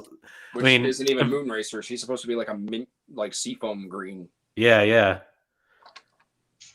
So that was just a little weird to me. Yeah. I mean, I kind of still hope we do get a figure of her, but if not, hey, Power of the Primes Moonracer exists. Mm-hmm. That's true, it does exist. Fair. She's not good, but she exists. Explain all that much about Moonracer. I mean, we can always just change the name to I don't know, Sundancer. I like that. I want that to be a character. That would be a cool character, actually. I could see that be like a character from IDW from Caminus. Yeah, I was gonna say like that's. I for a second I thought he meant like there's a character that actually called Sundancer. I mean, there might be.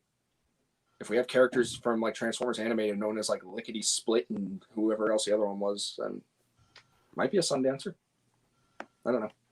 But yeah, that's my pick for Earthrise. One of the best figures. I love the Quintessons. I'm so glad they got toys.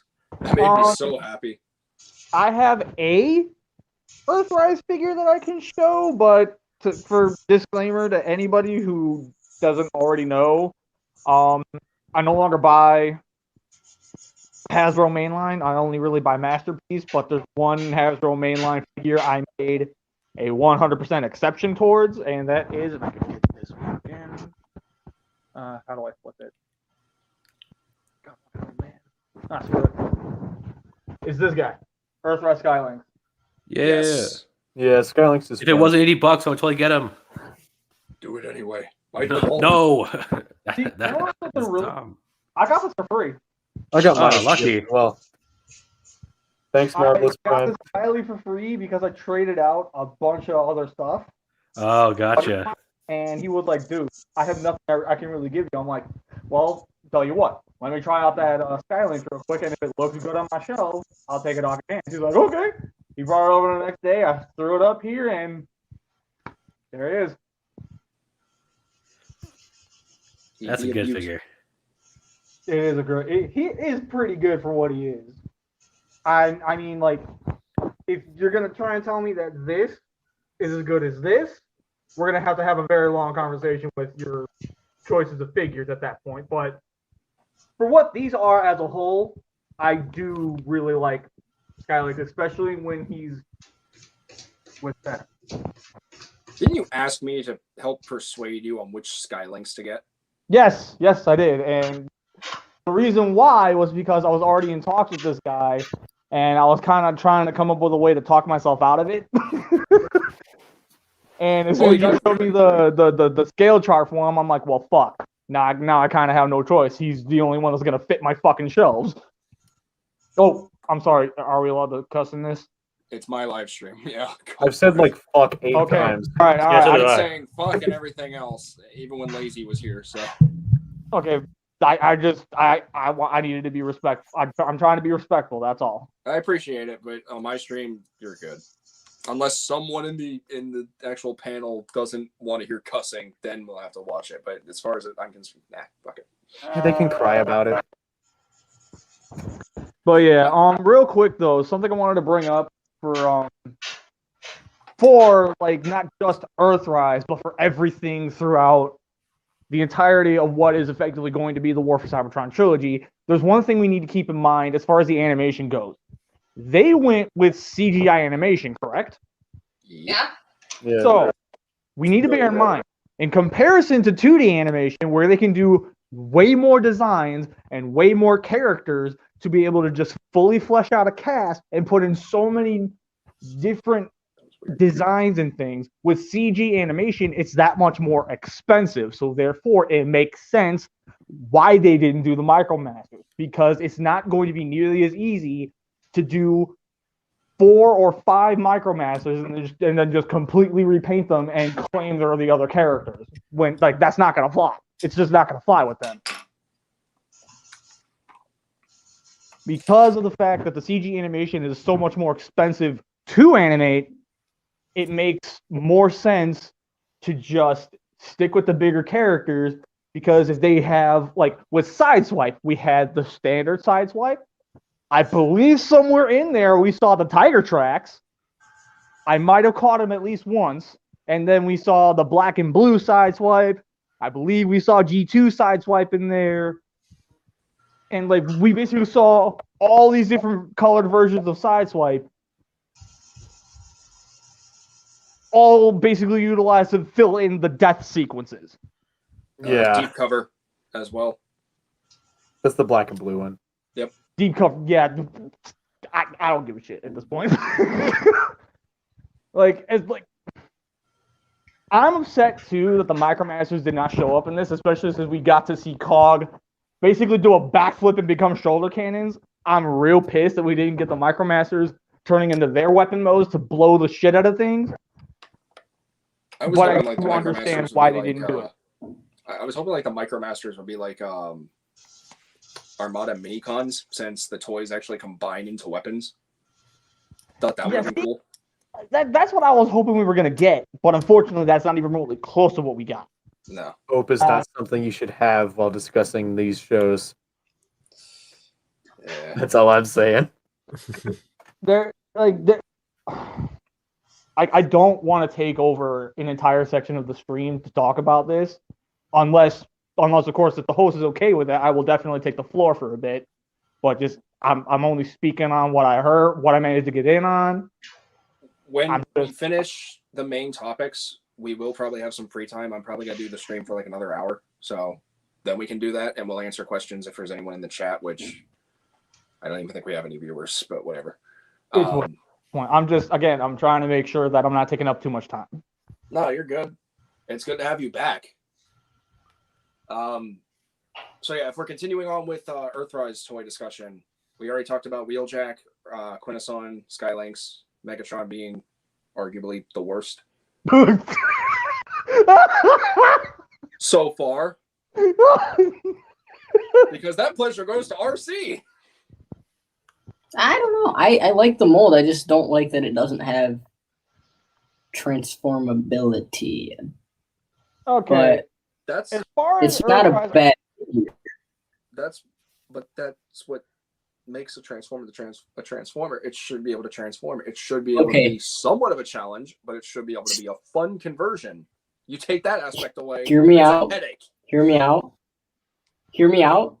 Hear me out. Transformers Red. They literally don't transform. Right? I love non-transforming stuff, but if it's supposed to transform, it should be fun. That exactly. While Red is something more along the lines for those collectors who just don't want the headache and just enjoy the robot mode designs, that's all well and good. That's for them. I'm all for it.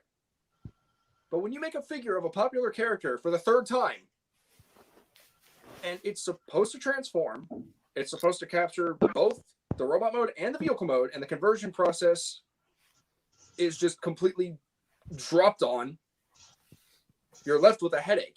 Ergo, Earthrise RC. I fucking hate that mold. The transformation is just so unbearably torturous. Like, I guarantee you, it could be used as like a CIA torture tactic. Those fucking legs, there's no room for them unless you like have her do the splits or the Van Dams. TFA, if I may. What? Based on what you're saying right now, here's my question to you. Do you feel the mold works better as a different character? Visually? Or just in general? Just in general. No. Not really, no. Then in your eyes, it's a bad figure. I mean, don't get me wrong. I'm not about to toot the Hasbro horn road. Like, hear me out. I absolutely despise the way RC was done myself. I hate the general idea of it. Straight up. I'm gonna be real. But I have to admit, when you take that mold and you made it into Elita 1, who already, on a character standpoint, is leagues better than RC ever will be, that's where I feel the mold works. I will admit, for Elita, it gets the character down pat. It looks good. But the issue with the mold in general is just the conversion process. The transformation, the number one aspect of what makes a transformer a transformer. It's the same issue. I do want to say Lifeline, it's the same thing. It's not a fun figure. It is a headache. It is something that you want to throw against the wall, smash it with a sledgehammer, and throw it out in the garbage the next day. It's funny you mentioned that. She's also Can I give a thought on that? Wait, what? Can I give a thought on the whole transformation thing? Sure. Okay. You see this? This is the most beautiful thing Hasbro has ever made. Transforming it makes me want to end my life, but it is still beautiful. Is that... Wait. Is that masterpiece? This is the new masterpiece. Oh, God. Is that... Wait. Is that the MP49? Yeah, it is. Nice. This is the MP49. That's a lot of money. Oh yeah, this is my baby right here. But my point is that this thing, a marvel of modern engineering, one of the most beautiful things they've ever made. The transformation, I hate doing it. I absolutely hate it. Okay, I actually have a counter to you on this one. All right. Okay. I have P44. I have the Optimus version. I only paid $430 for that, but I still feel like that was barely worth it given everything that there is with it. But here's the thing that I'm going to say real quick. I got to experience MP49. I contemplated buying MP49 to fill out my Decepticon shelves. I got one look at that figure and immediately said he's not worth his fucking price point for one sole reason. And that is the fact that all of the black and all of the gray and all of his colors, aside from a few things, is all straight up plastic. I have a counter to that. Drives me Where bonkers. Respectfully, It's more- not trying to sound or intervene in this, but we're kind of getting off topic with this one. This is Okay. just mainly for Earthrise. So Can I say my final thought before we exit? go ahead. I will say this. I agree. Paint does look better, but I do like the fact that I can pick up that figure and I can play with it like I would anything else, and it will not chip and lose paint. That is one thing I will say. That's it. Fair enough. We can continue this discussion on our own time. Yeah. Thank you. I've got a lot to say on that regard because I hate MP49. But yeah, if we're going back to RC, we're going to the RC mold in general because yes, it is still counted as Earthrise, even though it's a Netflix show and it's also the Galactic Odyssey Amazon exclusive. Lifeline, Elita 1. I think Elita 1 pulls off the mold just a little bit better visually, like cosmetically, but functionality and fun-wise, play factor-wise, it's still a shit figure. The conversion process is part of the fun because Transformers are basically multiple toys in one. They can be a robot, they can be a car, jet, whatever, and they can also be a puzzle. When you take the puzzle aspect and just drop it on its head, it's not good. It's not fun. She's the worst. She's easily the worst figure in Earthrise, in my personal opinion. Now, if you like it, good for you. More power to you. I heavily implore you to express that. But for me, I hate that fucking thing. I can't even look at it without just scowling.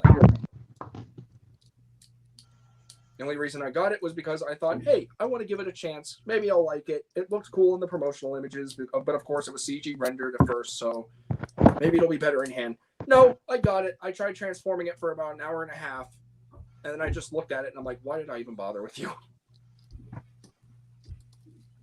Well, I might have an easy answer to that question. Because you are the Transformers addict. That's why. That is kind of your whole shtick. I know. I own it. I wear it like a badge. Like, I swear to God, I'm not trying to make a joke here, but you did kind of walk into that. I missed whatever was just said. I don't know how, but Wait, what? I don't know. I missed that whole whatever just happened. Just still bitching about RC. Oh, I see. All right. Good for RC. How about the Trailbreaker hoist mold? How do we like that one, boys? Definitely an improvement over the Thrilling 30s. Absolutely. I love the mold. I just wish that on the Trailbreaker they did something to change that the arm wings. Does he have the arm wings?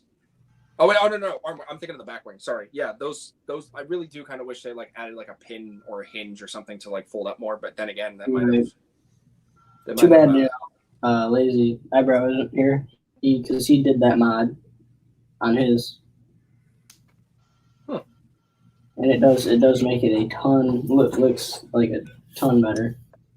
Gets rid of most of it anyway. Wasn't aware of that mod. I didn't even think I know of the mod. Yeah, he cut the panels right above the elbow, I believe, and glued it down to the leg. And it still transforms? Yeah, because that's where it sits in transformation. Oh, okay. Yeah, I think he has a picture of it on his Instagram. I'll have to check it out. I'm not sure, or I'm sure you could ask him. I'm sure he wouldn't mind sending you a picture. Well, probably not now since he's in the middle of an interview with Patriot Prime. Oh. which I want to hang out with that dude one day. Patriot Prime's cool. Yeah, I mean, definitely the Hoist and Trailbreaker mold was a vast improvement over the Thrilling 30. It finally gave us that G1 aesthetic that we wanted for Trailbreaker and Hoist, because I don't think we ever got one since Generation 1. And the ones that we did get from Thrilling 30s were mainly IDW influenced. So, how do we all feel about Sunstreaker? Say I love. Oh, I absolutely love Sunstreaker. He honestly, I saw pictures of him. I was kind of disappointed that he has such a big chest. Kind of when I saw him first, I was like, kind of wish he had Runamuck's chest. The Fox chest, or well, I don't actually Runamuck. Yeah. The faux chest where folds in, looks better, but after getting my hands on him, I actually really like the figure a lot. And the colors they don't stick out as much as cameras pick them up, so that's true. I'm trying to think of more Earth. Oh, Snapdragon. I both love and hate that thing. It's like he looks awesome. The articulation on it is not really up to the standards that I would. I think where it suffers the most is definitely the elbows. Yeah, exactly. I was actually about to ask because I've actually held that figure in hand. Does he? Because his elbows, can he like swivel like left and right? Or is it only up and down? I think it's only up and down. I haven't touched it in a while. Really go up and That's down. a shame. I could have sworn it was on like a mushroom peg, so I think they could swivel. I could be wrong. Because I haven't missed one in a while, so I don't remember. I think that's the only other Earthrise figure I ever held in my hand and looked at, and that's because one thing my first thought was like, oh, gross, like I can't like bend his, I can't go left and right with his hands. That's a shame. I definitely think with the figures. With that figure in general, I love that they gave us literally all the 1987 Decepticon Headmasters and the Horror Cons, which I was very, very excited about because I actually was hoping that they would do that because I felt like that was a tease in Siege with Ape Face, because it's like you can't just do Ape Face and then not do Snapdragon because the Horror Cons come in a 2. There's not just one. So when I heard that we were getting Snapdragon, I lost my shit. I was just really happy. And I don't even care about the character that much. I just like the design. I like the Tetrajet mode. I like the Dragon mode / dinosaur mode. Yeah, exactly. He's got personality. Robot mode is pretty cool. Even the Headmaster, or Titan Master. You know what? Screw it. I'm calling it a Headmaster. I think they did a really good job. Like, with every Transformers figure, yes, one mode is going to lack something. But this one didn't really drop anything hard on me this time. It just, okay, a little inconvenience about articulation. But I'm not one to care about articulation. I care about visual. Visuals, he's a 10 out of 10. Yeah. I would honestly say. Yeah, the articulation on that guy. You sound very far away. You sound very far away, Josh. That's what I'm trying to tell you. Sorry, bro. Better? A little bit. Okay. Articulation is something that matters big time with me. And the reason is because when I'm explaining my stuff, I need them to be able to look nice. So therefore, articulation definitely matters. If I can't pose it right, or if there's specific joints that are missing on a figure, it will drive me absolutely bonkers. I understand that. I completely agree with that. I think to me, articulation is honestly, to a certain extent with me, more important than visuals in a lot of ways. Obviously, you want it to look good, but man, if you're just sitting there with a brick that looks cool, it's just kind of like, oh. And it's sort of weird with me because it's like at the same time I love G1 figures and like their simplicity, but when something comes out nowadays and we have things like like Earthrise Prime that that thing's got crazy articulation, and when you get something that just doesn't have articulation up to par with what we should be able to have, that's just disappointing because it's like, oh, okay, you could have done better, and I know you could have done better, but you know, it's just a big disappointment. It doesn't break it for me. It's just kind of like okay, well, if I had to word it anyway. There's not really much you can do. I mean, it's basically a pick and choose with your figures. If you like one aspect about it, you might not like the other aspect about it. Like I said before, I don't get my figures for articulation. I mean, as long as I can do like basic movements, I don't care if I get like over 112 points of articulation, like fucking MMC Optus Pexus. But like for standard Hasbro stuff, if they can move their arms, bend their elbows, bend their legs, move their hips and everything like that, then fine. You got me solid. But like if they take away even one little aspect of articulation, such as, you know, a non-rotating wrist or a non-90-degree beyond elbow, it's not going to kill it for me. I'm still going to get the figure and I'm still going to like it because it's a character or a design that I don't have in the collection. Which is why I like a large majority of Earthrise, mainly Quintesson and the Alicon. And even the updates, Sunstreaker, Trailbreaker, Hoist, Runamuck and Runabout, Wheeljack, the modulators, freaking Ironworks, Airwave, Hot House, and Grease Pit, although those two are just repaints.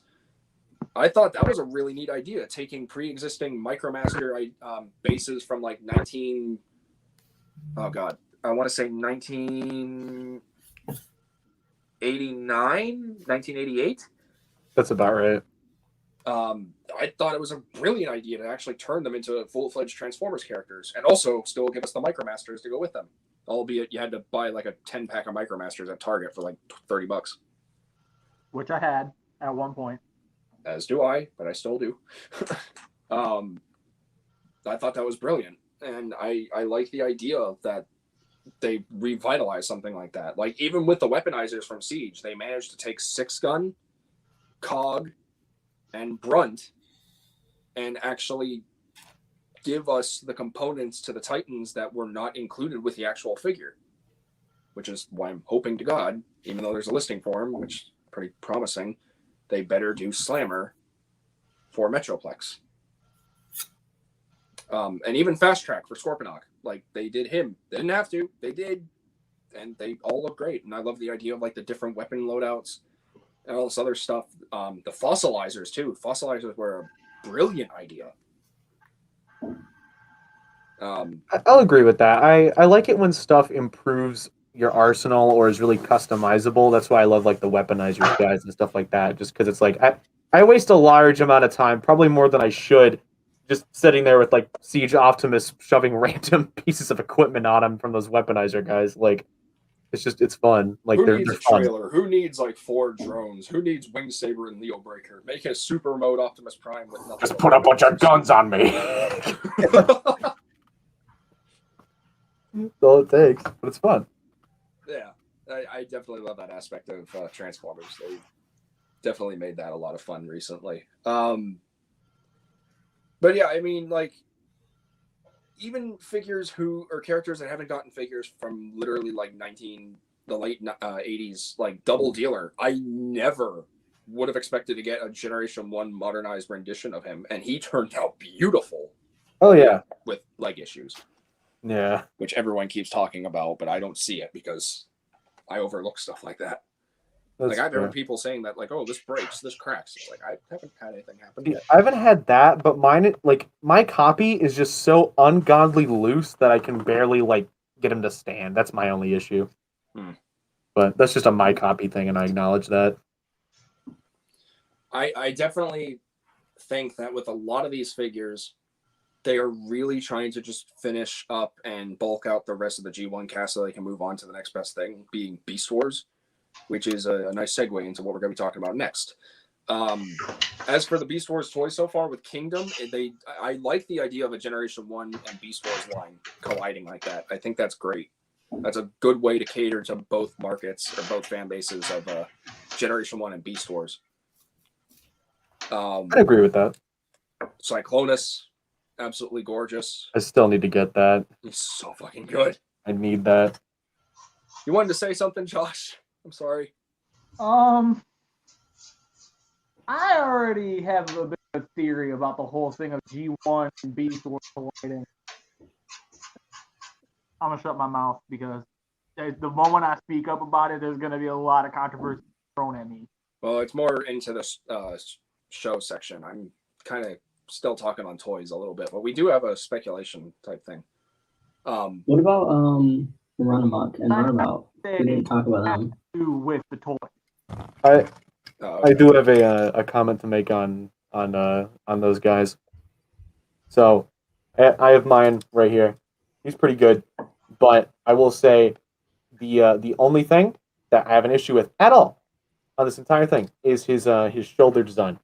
I don't like. It's really weird how it's engineered because it's like you can go up and down and you can move this forward, and it just there's a lot of weird angles that you just can't get, and it just feels like it could have been done a little better. I don't know. It's just a weird shoulder design, but it's serviceable, and I like him.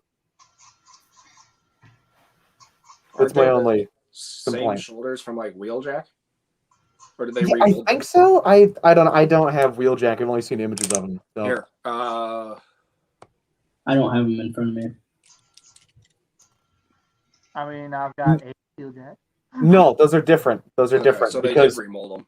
Yeah, because there's no movement in the upper arm piece here like you have on Wheeljack. It's just you can move up like that and forward. There's no. It's like you just move it up and it hits him in the face. Like it's weird, but you know it's not the worst thing. And he's a fun little Decepticon. I love him.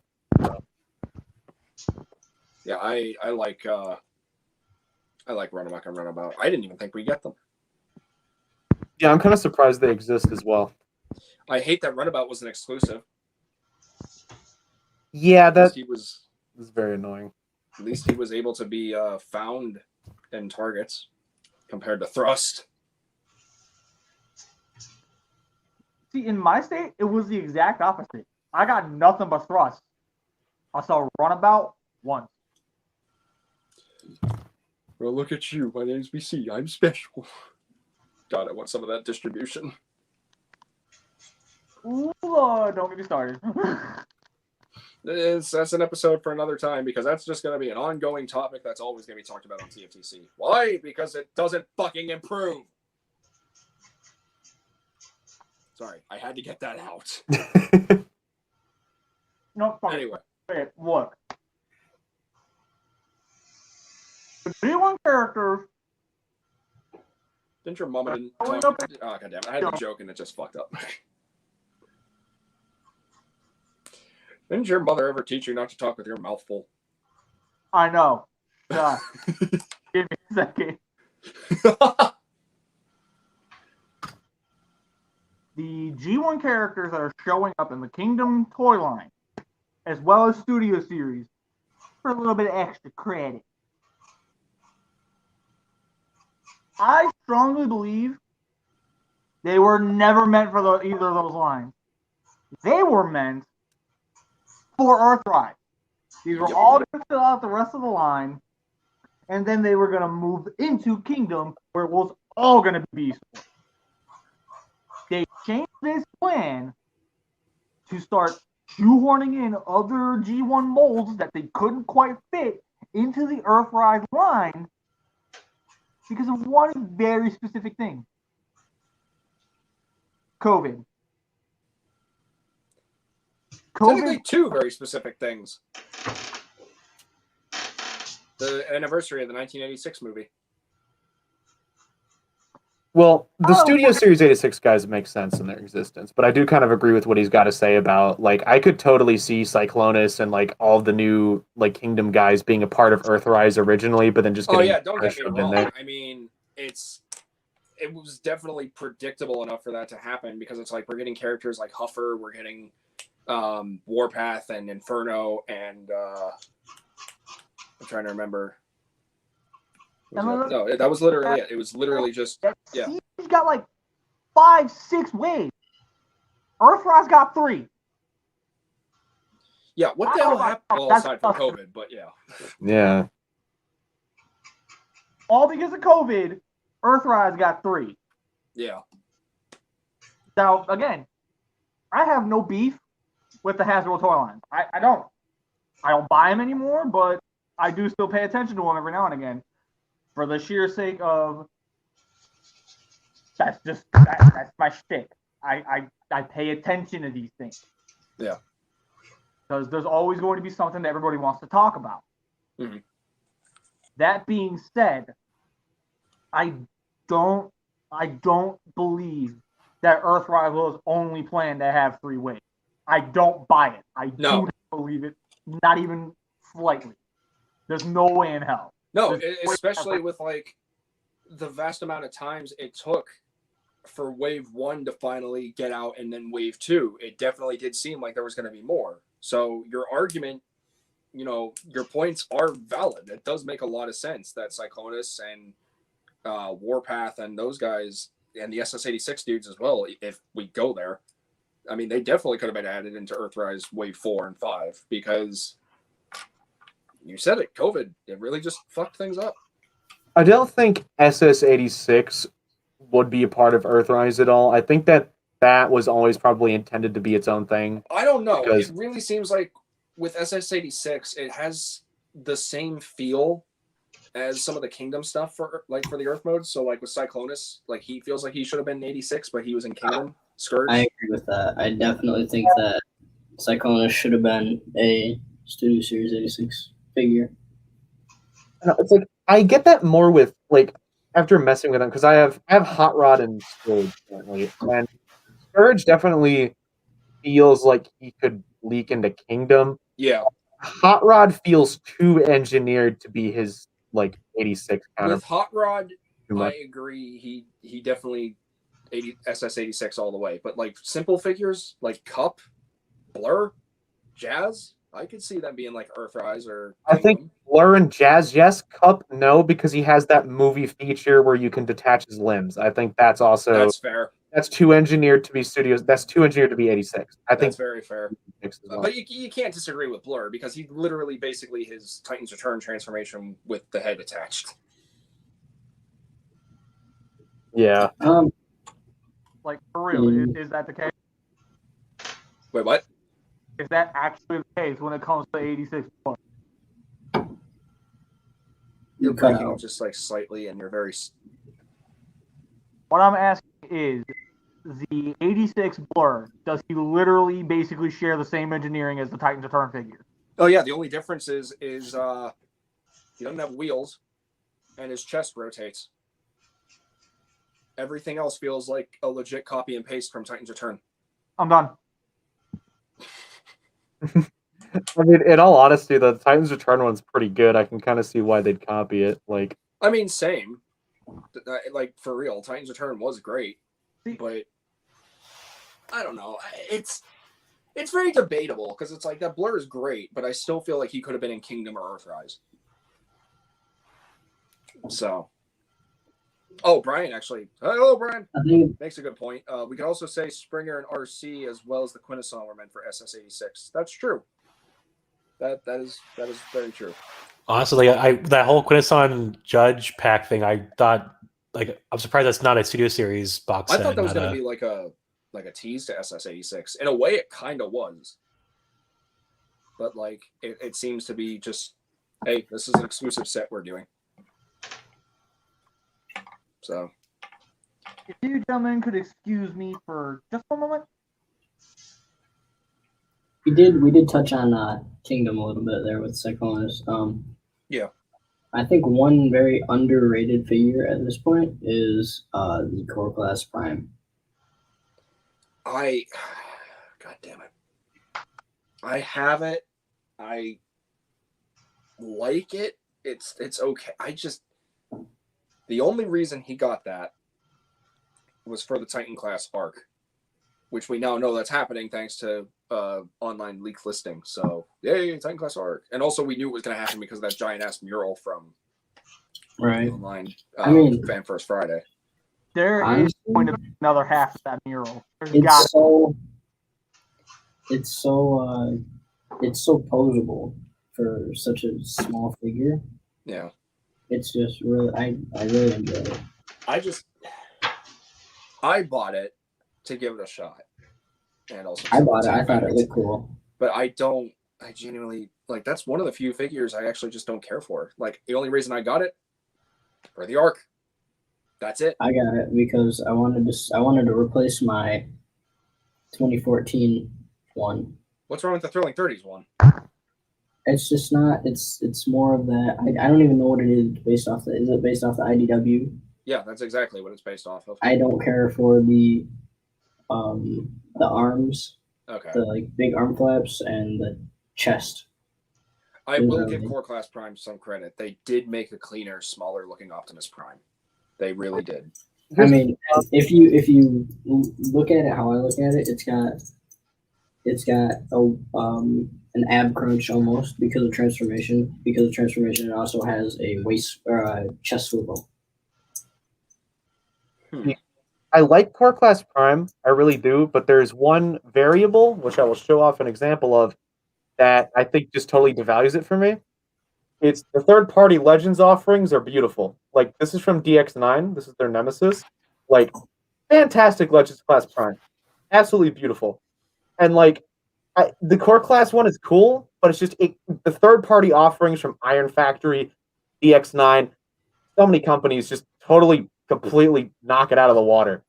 And But you have to remember that those third-party offerings also cost double, triple the amount of true. Not to mention they have more of a budget. They're definitely more expensive, but in the end, it's like if I want to get a Legends Class figure, I'm gonna go. Expect it to be better at that point. They have more of a budget as compared to Hasbro. They have a very constrained budget. I mean, like, I get that, they're going to have way better articulation, way better this, way better that, but they're also $30, $40, $50 compared to the $10. $10, yeah.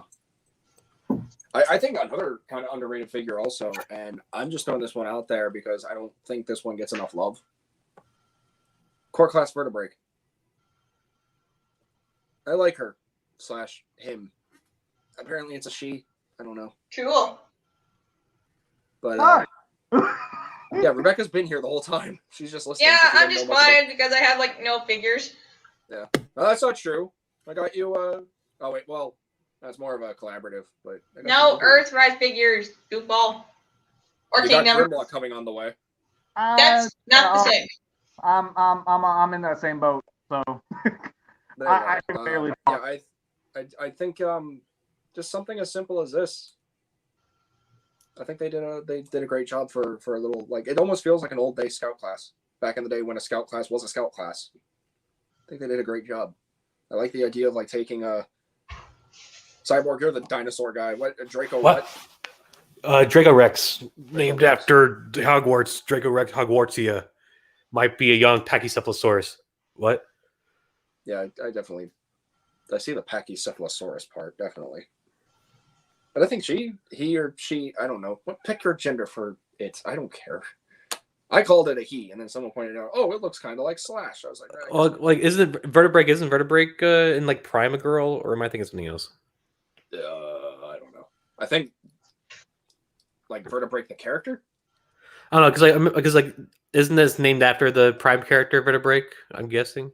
No, doubt it. No, that was just a random Predacon. The only Vertebrae we ever got was a snake that transformed into a train in Rid 2015. Oh, okay.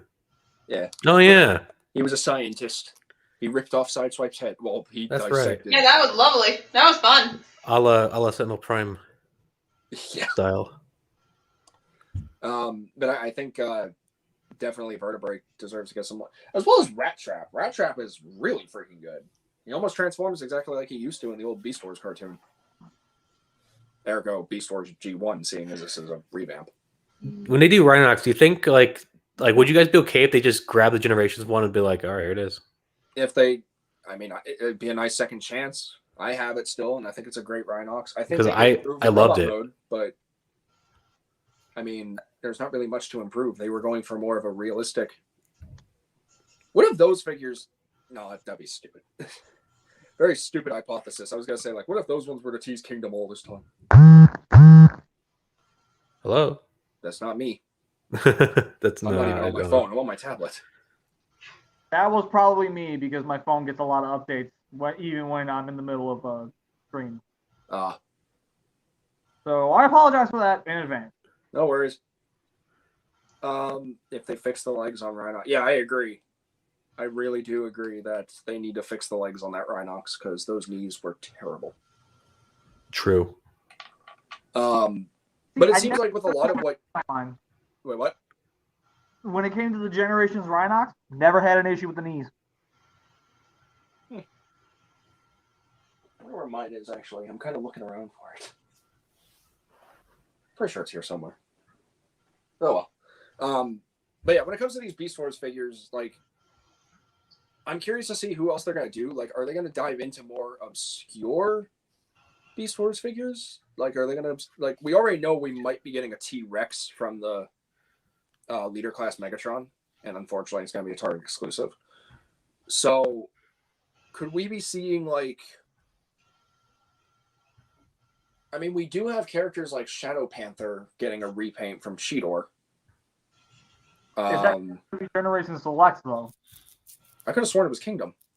Oh wait, no. That would make more sense. Who else could they even do, really? Could we get... Ooh! If we are getting a new Voyager Rhinox, could we get a Generation Selects Dark Design Rhinox? The Predacon version? I would love that. Wait, what? Yeah, Beast Wars. There's an episode where Rhinox gets converted into a Predacon for, like, an episode. Neat. As long as I've seen Beast Wars, I would love to see them do a Dark Designs version of that. Something neat that I really like to see them do is if they did the Bat version of Optimus Primal, like from the toy line. That would be cool. That would be Didn't cool. they typically do that in Takara with the Mind? Yeah, they did it in Takara Legends with the like Titans Return Mind Wipe or whatever. But yeah, Mind Wipe and Skull Cruncher. Window. Yeah, I'm not a big fan of that one. Nah. But like, you're talking about like a traditional like actual bat that turns into the original Optimus Primal, right? Yeah, that would be pretty cool. That would be sweet. Because like my when it comes to like obscure Beast Wars characters that it'd be cool to see them do. I would love for the toy engineering we have now. If they tried he's not in the shows at all. It's in the anime. It's or at least I think it's an anime. Magmatron or Yes, the one that's it's like 3 dinosaurs in one. The dude that like transforms into like a pterodon, a plesiosaur, and I don't want to say a T-Rex, but like a T-Rex. It's in the family of T-Rexes. I don't know what it is. Like but yeah, I would love to see that come to life because that would be I think they would do it well now with the engineering. That would be and with what they're doing with Air Razor, if you pay attention on her back, she has like some pegs or some ports that kind of tease that they might do a Magnaboss combiner in the future. Maybe. And we are getting a 2-pack with like Skywarp, I think. Or no, Silverbolt. Sorry. I'm trying to think of like that thing had so many freaking names. The Eagle. And then we haven't heard anything yet, but I'm pretty sure the Lion, even though he was named like Lio Jr. or something like that. What the hell was his name? Yeah, Lio. Force 2, he was Lio Jr. In the American version of the packaging, he was called Prowl. I thought it was Prowl. Thank you, BC. My pleasure. Yeah, I kind of hope that we end up doing that. And if we do get that, I kind of hope we also get Predacus. I think that'd be pretty cool. It'll be really cool. Okay. Justin says the name of the dinosaur was an Albertosaurus. Albertosaurus. Okay, I thought it was a Giganotosaurus, but all right. That's I know because like the pterosaur was Quetzalcoatlus apparently through TF and then the plesiosaur, and then I guess Albertosaurus. But yeah, that would be cool if Magmatron became a thing. I agree. Super cool. So if T-Rex is going to be like our first character from Beast Machines, who else do you think we might be? Yeah, T-Rex was from Beast Machines. They can make a because that team, that Dinobot team from that T-Rex is in, they can do a because like they didn't, wasn't there like a Dinobot repaint, but they made them green? There was like Repticon. Yeah, they could do that if they want. That was a completely separate toy line from Beast Machines. Wait, it was? Yes, it was. It had no relation to Beast Machines whatsoever. I should know because I had a few figures from the line. Yeah, I do remember that. Huh. That'd be cool. So we already know for a good majority of Kingdom, we're getting basically the main. Oh my God, dog! Sorry. We're getting the main Maximals and the main Predacons, seeing as we already have Primal, we have Rat Trap, and we have Cheetor. We have listings for Rhinox and Tigatron. We're getting Dinobot and Air Razor, or rather, we have Dinobot and Air Razor. But the Predacons are the only ones that are yet to be fully revealed, seeing as we only have listings. But even then, I mean, with the listings so far, with all these leaks, they have been accurate. My question, real quick, like, did you already bring up the possibility of Air Razor possibly being part of the Magnaboss combiner? Yep, I literally was saying that when I was talking about Prowl. Oh, okay, all right. I wasn't sure I was about to go off on a tangent. No, you're good. You're completely good. I'm just trying to think of, like, say about that real quick, though. If they do actually make that happen, I'm getting it. I have the original, so if they end up doing that, I'm selling the original and getting that one. I'll take it. Taking it. Because it's like there's supposed to be like a 3-pack or a 2-pack in Kingdom as an Amazon exclusive with Beast Wars 2 Skywarp, aka Silver Bolts, and I think it was like Earth Mode Sideswipe or Earth Mode Mirage. I can't remember fully, but I just remember that being a listing. So I don't know. This whole thing just has me thinking. It's like, how far into Beast Wars are they going to go? Are they just going to give us like the main season 1 designs? Are we going to get Transmetals? Are we going to go into Beast Machines? Like, what can they do? Something that I want to see as a Gen Selects is if they ever make the Transmetal 2 Primal, I want to see a Gen Selects version that has Megatron's face from Beast Machines. I'd buy that in a heartbeat. Oh, you mean from Optimal? Yeah, like yes. Optimal Optimus but with Megatron's face, Gen Select. I like the way you think, my brother. I like those weird things like that. That'd be fun. I thought that was amazing. He's just like, I need to get rid of my techno-organic form, so I'm just going to steal Primal's body. Yeah. I think that would make a fun figure. Honestly, I hope they do the Transmetal 2 designs for both. Why hasn't someone done an upgrade kit for that yet? Like, we have the POTP Primal. Why didn't someone just do a Megatron face? Yeah, honestly, it's probably it wouldn't be that hard to do, honestly. No, just unscrew the head, take it apart, put on a 3D printed face, and whatnot. There you go. You're done. I have a 3D printer. I'm doing that. I'm just like, with Beast Wars, it was very small compared to that of like our traditional Transformers. So it's like, what else can they do at this point? That's what I'm wondering. Like, how far are they going to go with Kingdom? How are they going to intertwine this into the cartoon anime on Netflix? Like, how is that going to work? Because it's like, we got the tease. We saw Dinobot at the end, so we clearly know they're in prehistoric Earth. Or on prehistoric, you know what I meant. Yeah. So it's like, how is this going to intertwine two different continuities? Because we got a taste of this back in the original Beast Wars cartoon, except everyone was dead. So it's like, how are they going to interact now that they're alive?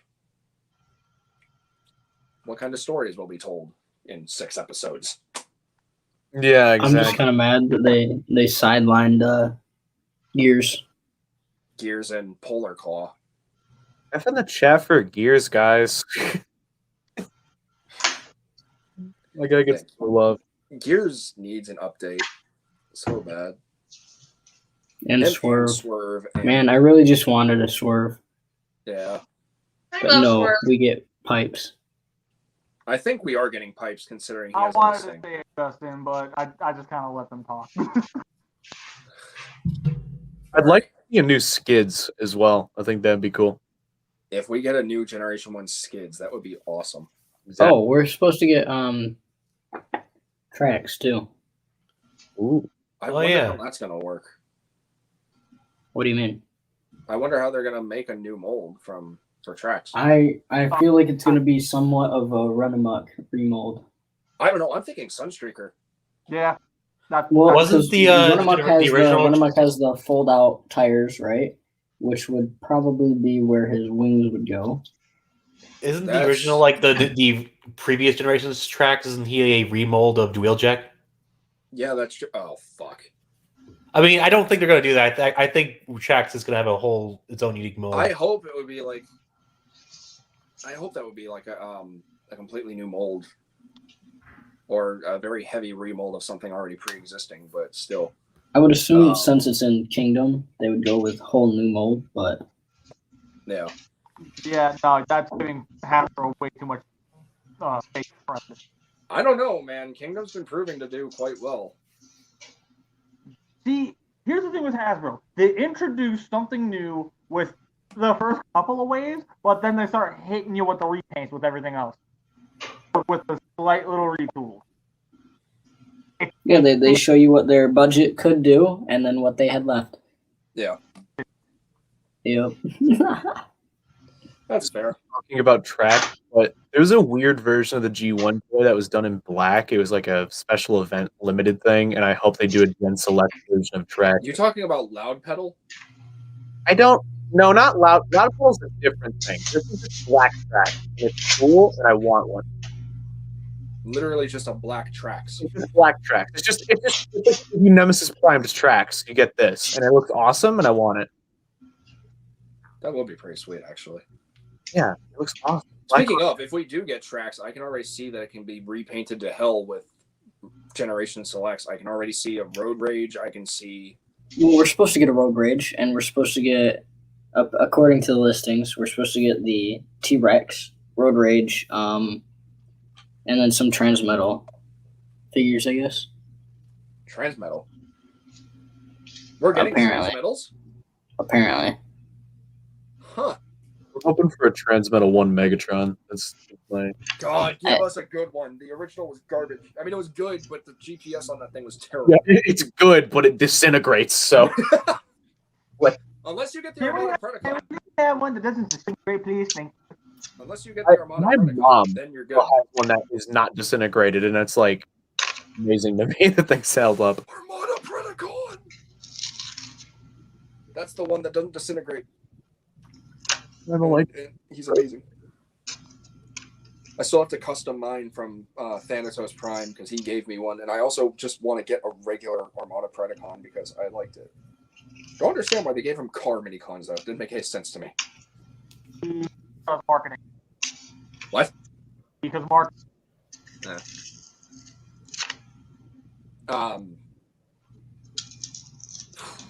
So, do we have any speculation on like what might happen with the show?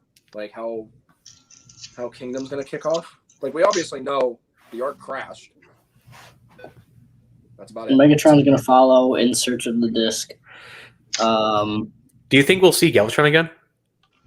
That'd be cool. Maybe, well, actually, possibly, because I really hope. He is on the. Well, since we're supposed to get a toy of him, yeah. I would assume so. Technically, 2 toys of him because we're supposed to get a regular Kingdom Galvatron, and then we're supposed to get a Gen Selects toy color Galvatron. Oh yeah, the toy color. Oh, I'm gonna buy up that one. That sounds awesome. I will wait for pictures, and I will most likely buy it later. But I've passed on a Generation Selects before, and I will do it again. Although I kind of hate Gen myself for Selects doing is that. like my favorite thing ever right now because they make all the weird, obscure garbage that I just love to death. Oh no, dude, I'm the same. I love obscure characters. I get so tired of like the same ones we always get, like Optimus. And, like I get it, they're the staple freaking characters of the franchise, but it's like, can we get some new people, please? It's not even that. It's just even the repaints. I love the weird repaints, like G2, like all the G2, like the G2 Megatron, like the Gen Select. I love that thing. I need more of that in my life. I want a G2 Gen Selects like Earthrise Starscream. Where's that at? Give me that. Like, that's the stuff I want. That was like the prelude to like Transformers Armada Megatron, if you think about it. Yeah, it kind of was. I mean, like, you know, he came out, he was the first tank, and then Armada was like, okay, so now he's definitely a tank. But let's and make he's him staying a loose. tank. Because he's got those freaking antlers. I love that thing. I just pre-ordered the Fansabi Armada Megatron, so I still have to wait for those. I actually have to be careful on my money. my Prime should be here this week. I'm so hyped. But wait, is it in stock? They're shipping out this week, so But if you is it in pre-ordered one, stock? you'll get one. But is it in stock? Is the question.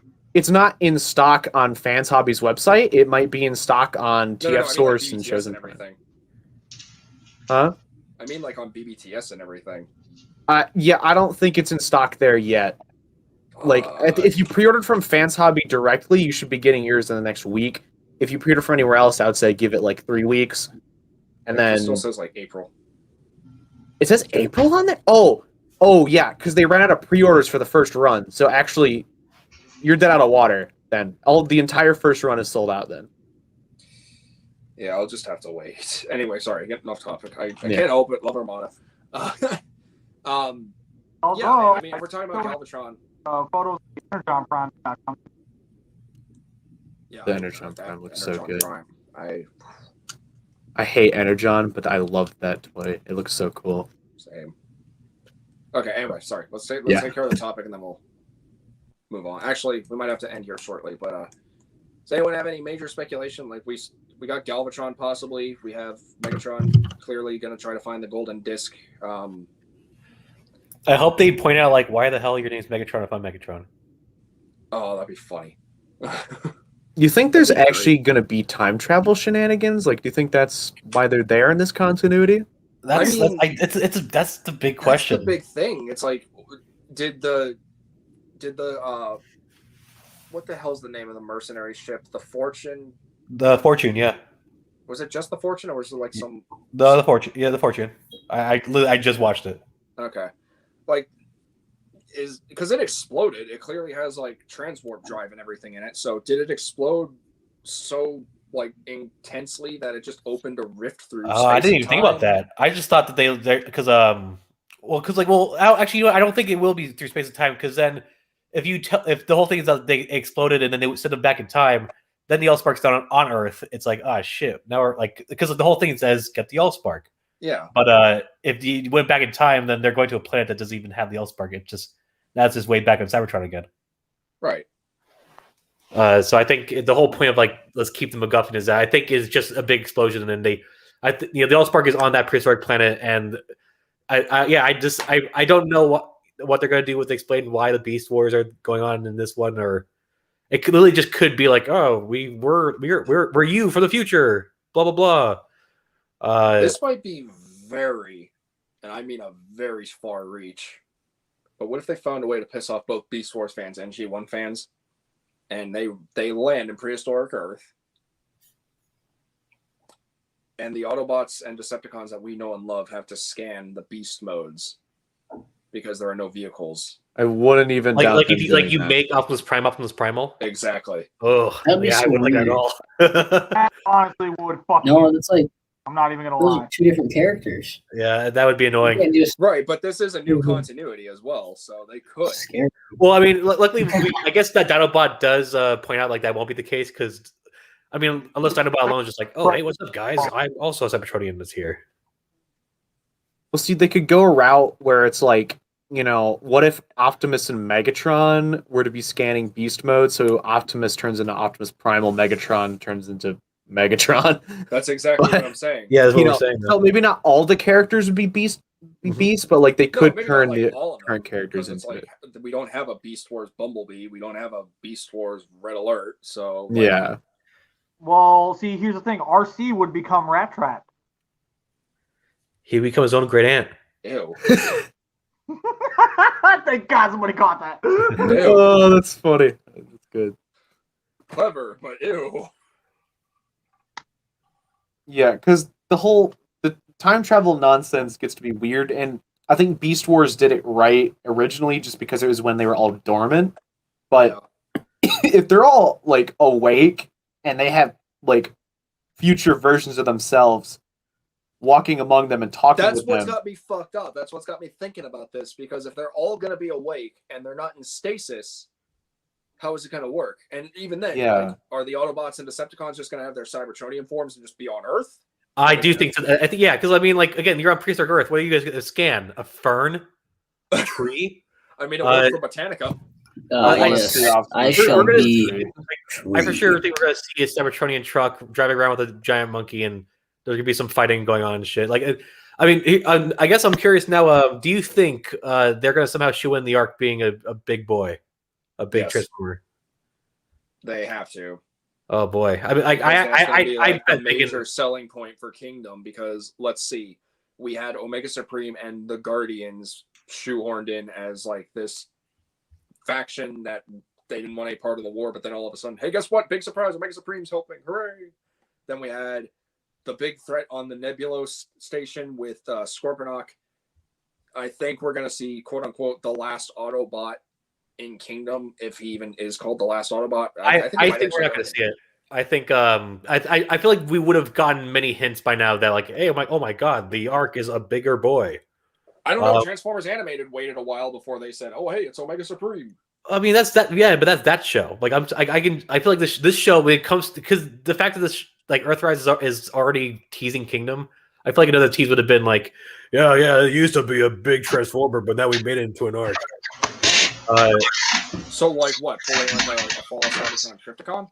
I know. I don't. I'm just saying. Like, I don't think they're going to make. I don't think they're going to make him a transformer. I think it's just going to be Crashed Ark. I don't know, 'cause it's like could be wrong. They could be wrong, but if anything, I was so confused when Omega Supreme Legendary showed up. I was like, "Wait a minute, yeah. is he in the Ark?" I was so confused. You could fit him in there. Yeah. I if anything, I bet the big bad of the season might be Unicron, since it was kind of teased in Earthrise, and also there might be a big Titan class coming out this year that might be teasing it. So I want to see them ruin Unicron. Well, too late. Here he comes. I would. Love to see I like just his cameo. I like the cameo. I like the idea of time traveling Galvatron being still watched by Unicron. That was cool. I don't want no more. Stop ruining it. I like the Unicron voice. I think Eric Idle would be proud. Or not Eric. Yeah. No, not Eric Idle. Sorry, Orson Welles. I was thinking Eric Idle for some reason. Granted, Orson Welles hated his job, so they're probably like, wow, good job taking the job I didn't want. When they asked him, like, what do you think about the Transformers movie? He's like, oh, it was just a toy commercial. And they died right there. He exploded. True fact. Pretty much. You're not even right. I didn't think he hated it. I just think I don't know. He didn't like. No, he actively did not like his role in the movie. He was like, "This movie's." He was dumb. also sick. Apparently, like the whole reason he sounds so like deep and droggy is because he was, deathly ill when he recorded. Well, yeah, we knew he was sick. I mean, I knew before. He did a great job, but yeah, I still just like the little tease that we got in Earthrise. Though I thought that was neat, and the voice was pretty good. The trailer was so misleading with that. Wait, what? Earthrise, in the trailer, when we saw Unicron, we thought, oh, hey, he's probably going to have a huge role. Nope, he's just in the ending episode, and we all waiting for shit. Yeah, I guess there's a lot of characters in the trailer that end up just being trailer. Yeah. It would be cool to finally see like Unicron approach Earth in his Generation 1 form, because it's like we've seen Unicron on Earth in Transformers Prime, albeit a very, very different incarnation. Yeah, that's a unique but it would incarnation. Be so freaking cool to actually see a Generation 1 Unicron just roll up to Earth and be like, "You will all die now." I guess thinking about it now, that might be like kind of too intense. Like what are the Autobots, Decepticons? Like of all of them, like Maximals, Predacons, everyone's just gonna gang up on Unicron. Thinking about it now, that might not be. Maybe he not. Like, I don't know who's gonna be the big bad. It might just be Beast-Wars Megatron. I think that was just a way to give like the '86 movie fans like a bone. Like, hey, we acknowledge you. You got Galvatron. You got his entrance. You got Unicron. That's all you're getting. You're done. Yeah, pretty much like hey, we know there's a toy coming out, so we gotta put it in somewhere. Yeah. This is off topic of speculation for the show, but this is kind of back to the toy line for a minute. Okay. Something that needs to be done. Needs to be done. Commander class Starsaber.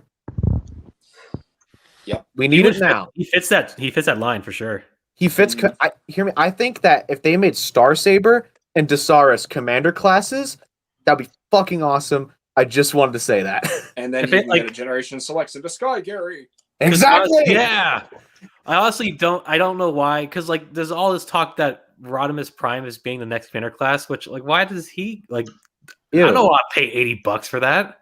He should be a leader class. Star Saber's And a big and boy. they already did that. Like not even It was the 3 Power of the months Prime ago. one, and Yeah. yes, a lot of people didn't like it, so it's like we're gonna do it but better without the evolution, I guess. But Because for like this one's extra gonna have the trailer $20, that disengages and forms better into be a battle fucking out of platform gold. that they have. If anything, they should just make a leader class If like we're gonna Rodimus for Studio Yeah. Series 86. start doing it in a different stream. Wait, what? If we're gonna talk about anything with the Japanese continuity, I'd rather do that in a different stream. Maybe in the future. I don't know how often TFTCs are going to be, which I will address that near the end. But yeah, I might say that for a future topic. If you do a Japanese one, you get me in there. I will make a note. I have very violent opinions. If I can get this StreamYard thing working right, I might be doing one in a couple days. StreamYard's not that hard, but anyway, we'll talk about that afterwards. It's funny that we mentioned Rodimus Prime since he is going to be in the Kingdom toy line. You guys think we'll see him in Kingdom? I don't know. Okay, wait. Theory. Okay, Let's idea. What if Rodimus is the leader of the group of the Beast Guys that goes back in time? You think that Or- like, they might do it? Oh shit! Wait a minute. That We didn't even think about this. dead What on if record. Lots on records. I think Say, Josh? I said what he just said would be a dead on reference to the botcom version of the record. True. Yeah, That's see, very I true. think that would be cool, or it would be neat if they bring Galvatron back into the picture. If Rodimus is also like, like he What if like Rodimus- Rodimus this time he followed with Galvatron. Like I'm Yeah, gonna stop like you, he's time Galvatron. traveling, trying to stop Galvatron from fucking up the past. See, And then what I'm Galvatron's like, thinking "Fuck is, you." If we're going into like an IDW territory type deal, since that's basically what Siege and Earthrise has been, and while this is the anniversary of Beast Wars coming up, or rather has already happened, I guess. What if they go the IDW route and like the Beast Wars characters are just their own thing, like they're the Eukarians from IDW, because the planet Eucharis was the home of the Beast Transformers. So like in this continuity, Prehistoric Earth is just like is a colony. Yeah. I'd be down with that. I'd be fine with that actually. It's a colony. Unicron wipes them out. Oh, I mean, yeah. Then- Like, yeah. Like, what about that? Then We kill all our Beast Wars characters. like- Yeah. I want to build up on what Pelsity was just saying. So, like, Unicron destroys the planet Eucharis in this continuity. They have to evacuate. They go to Earth, not knowing it was Earth, and then our G1 guys and gals show up on Earth, and it's just Beast Wars and G1 colliding. Oh yeah. Like they're just like we're the last survivors of our species. We just Mhm. came here because very close to our original home planet. see, That'd they be also do three. They do three stories per thing, so you could have the G1 guys, the Beast guys, and then Galvatron time travel bullshit, and there's your 3 plot lines for the show. That's what It's just the only thing is like that's for 6 episodes. You're filling in a lot of stuff, which is You're what I basically feel like already you're gonna setting trip yourself over up your for, shit. like, teal. yeah, but that's what they do. I know. Yeah. That's why I'm like, it's not far fetched. It is Yeah. kind of predictable. It is also possible. But with that being said, if we are going to go that route, I don't think we'd be seeing all the Beast Wars characters in. I think we'd only get like a handful. Like we might see Primal, we might see Cheetor and Rhinox and Dinobot. We Maybe might. Cheetor. It better be a yeah. We'll see Primal. If there's a might see Primal, I'm gonna be a little upset because like that's. I guarantee I have a you big that guy. Primal and Dinobot and Megatron will be on the screen at some point. Those 3 characters I guarantee will exist. I mean, obviously, I think it's very obvious we can say that they will not have Gary Chalk, Scott McNeil. Yeah. Oh yeah. Oh, Which is that's the scary unfortunate. part. These guys are gonna have like really wonky voice actors. If Waspinator sounds like trash, I'm not watching it. Yeah, we were actually. I was mentioning that earlier in the stream. Like, I'm afraid, like, of all characters, like, if they do Waspinator, and he's just like, "Hello, it's me, Waspinator." That's just, it's just not going to sound right. No, he needs a sound. He needs a sound. You know, it's like, "Why you never take a Waspinator?" I have 2 things to say about the voices. This is just a sidetrack. I hate Ironhide's voice in Earthrise. I forgot about that. He just sounds like a regular guy. He does. He sounded like Rick Sanchez to me from Rick. and Morty. He sounds like funny. young. I mean, we haven't had a southern twang Ironhide in a long time. Yeah. No, We haven't had Ironhide in a long The time. only Southern twang Ironhide we actually did have was from animated in G1. That was it. Every other Ironhide has just been. It was just The British other thing Ironhide. I was going to say about the voice acting. They do, if you watch the Japanese dub, they have the voice actors for from like Headmasters and Master Force and Victory. Really? So they're all like good Japanese So voice they're legacy actors. voice actors doing the show. Yeah, it's the legacy That's voice funny. actors from the Japanese stuff. And I Wait. So we are gonna get the Japanese headmasters voice actors for the Japanese version of the show, but we can't get Peter Cullen and Frank Welker. I know, right? What It's the stupid. What's But the fucking difference? I know, it's so dumb. Buddy. It's so dumb. But honestly, I would say I recommend watching the Japanese dub because they'll have very good deliveries. That's my point. Damn. But no, it's so dumb that we can't get our guys. That's But yeah, fucking they got bullshit. they got the voice actor for Jinrai to do Optimus. The guy that did Desaurus, I believe, does Megatron. Like Ooh. it's That's cool. like I'm fucking triggered. I know it's stupid, right? Like I totally get why you feel that way. I mean, I knew they did Peter Cullen and Frank Welker dirty, but damn. Yeah, they did him even dirtier once you know that fact. Wow. So Hasbro or Takara was like, hey, since the Western audience can't get this, let's go ahead and just get the Eastern audience to have this. Yeah, exactly. It's That's so fucking stupid. Bullcrap. That makes me angry. Oh my god. Yeah, I know. It pissed me off too, but What the fuck? I'll take what I can get. You say May I- something, Josh? So we, as Americans, who recognize Peter Cullen and Frank Welker as Optimus and Megatron, they're gonna feed us this bullshit that they want to utilize younger voice actors. I'm trying to keep myself in frame. Younger voice actors to give them a chance. You want to know what I think it is? It's because of the fact that since Frank Welker and Peter Cullen are so damn, like, they are masters of their craft, they are required to pay them more. They Oh no, don't- that is why. It's because That's literally Netflix why. I think these aren't union actors, though. I think that's Yeah. the whole point. Yeah, Netflix doesn't hire unionized actors. Labor unions are not a thing in Japan, so they can get the old actors and still pay them dirt cheap. I'm guessing Hasbro have since like Cyberverse decided like it's cheaper to go non-union because Cyberverse No, is also Nat, very I obviously also non-union. just, I think that's, like I said, just kind of a way to like ease into what may be, because both Peter and Frank are almost in their 80s. It is that, but the thing is that's still just a bunch of BS because in No, the don't end get it is me wrong, because I'm of not trying to the excuse it's because of the it. unionized People workers. say that they're happy to keep going. No, Yeah. I get that. I'm not trying to excuse Netflix for that whatsoever. I just wanted to point that out. That could be another reason, but Yeah, no, it definitely is. Green Transformers Prime then. What was the biggest excuse that Michael Bay kept giving us for why Frank Welker could not be Megatron? His excuse, word for word, was he's too old.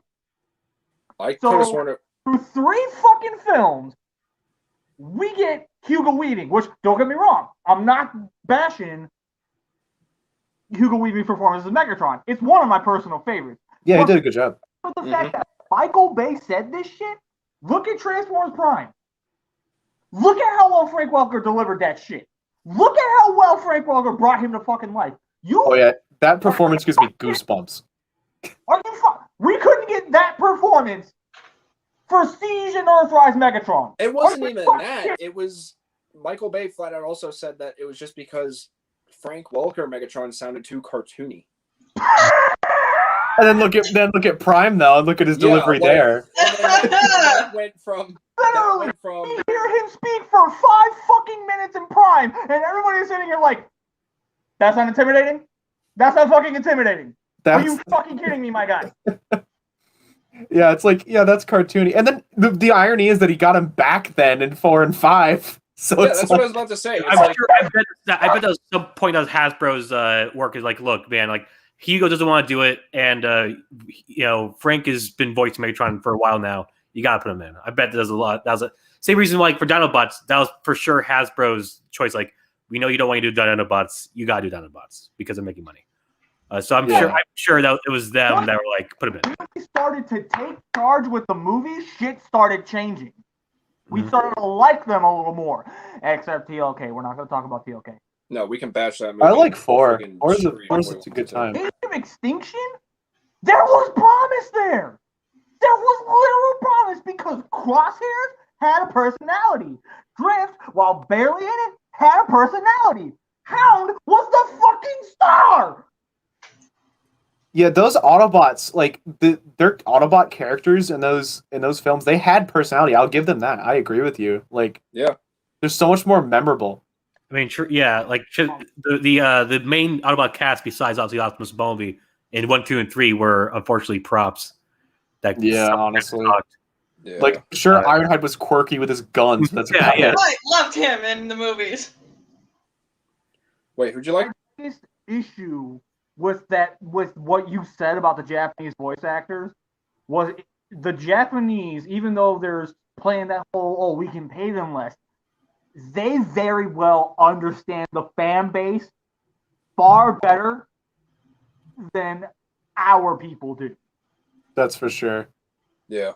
They understand, like, yeah, granted, money-wise, it didn't cost them nearly as much to get them in. I do see it from the profit standpoint. Yeah. From the respecting your fan base standpoint, what the fuck is your excuse, Netflix? What the fuck is your excuse? Don't even fucking play that shit with me.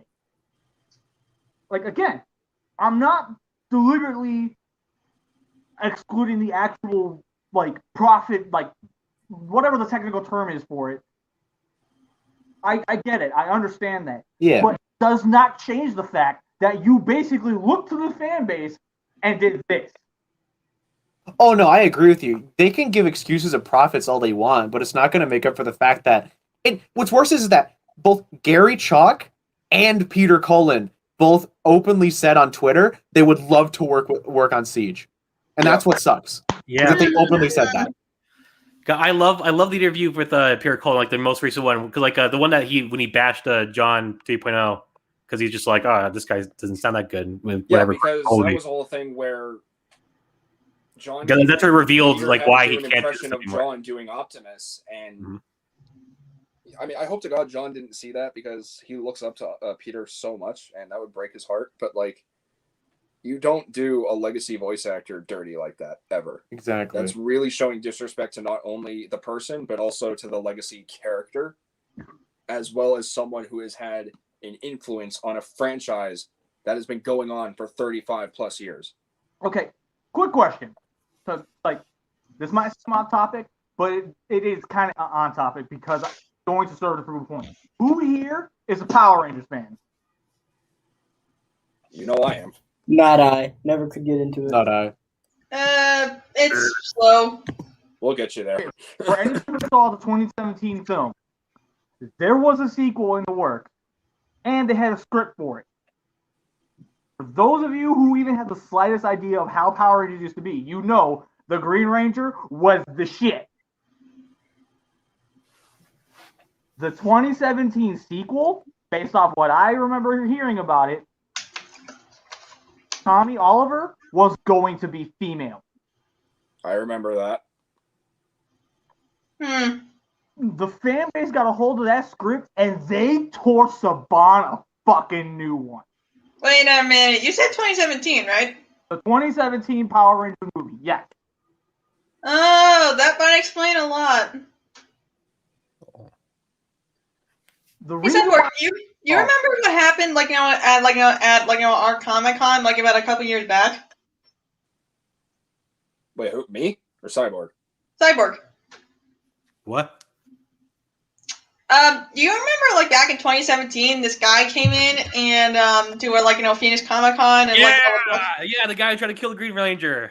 Good time. Yeah.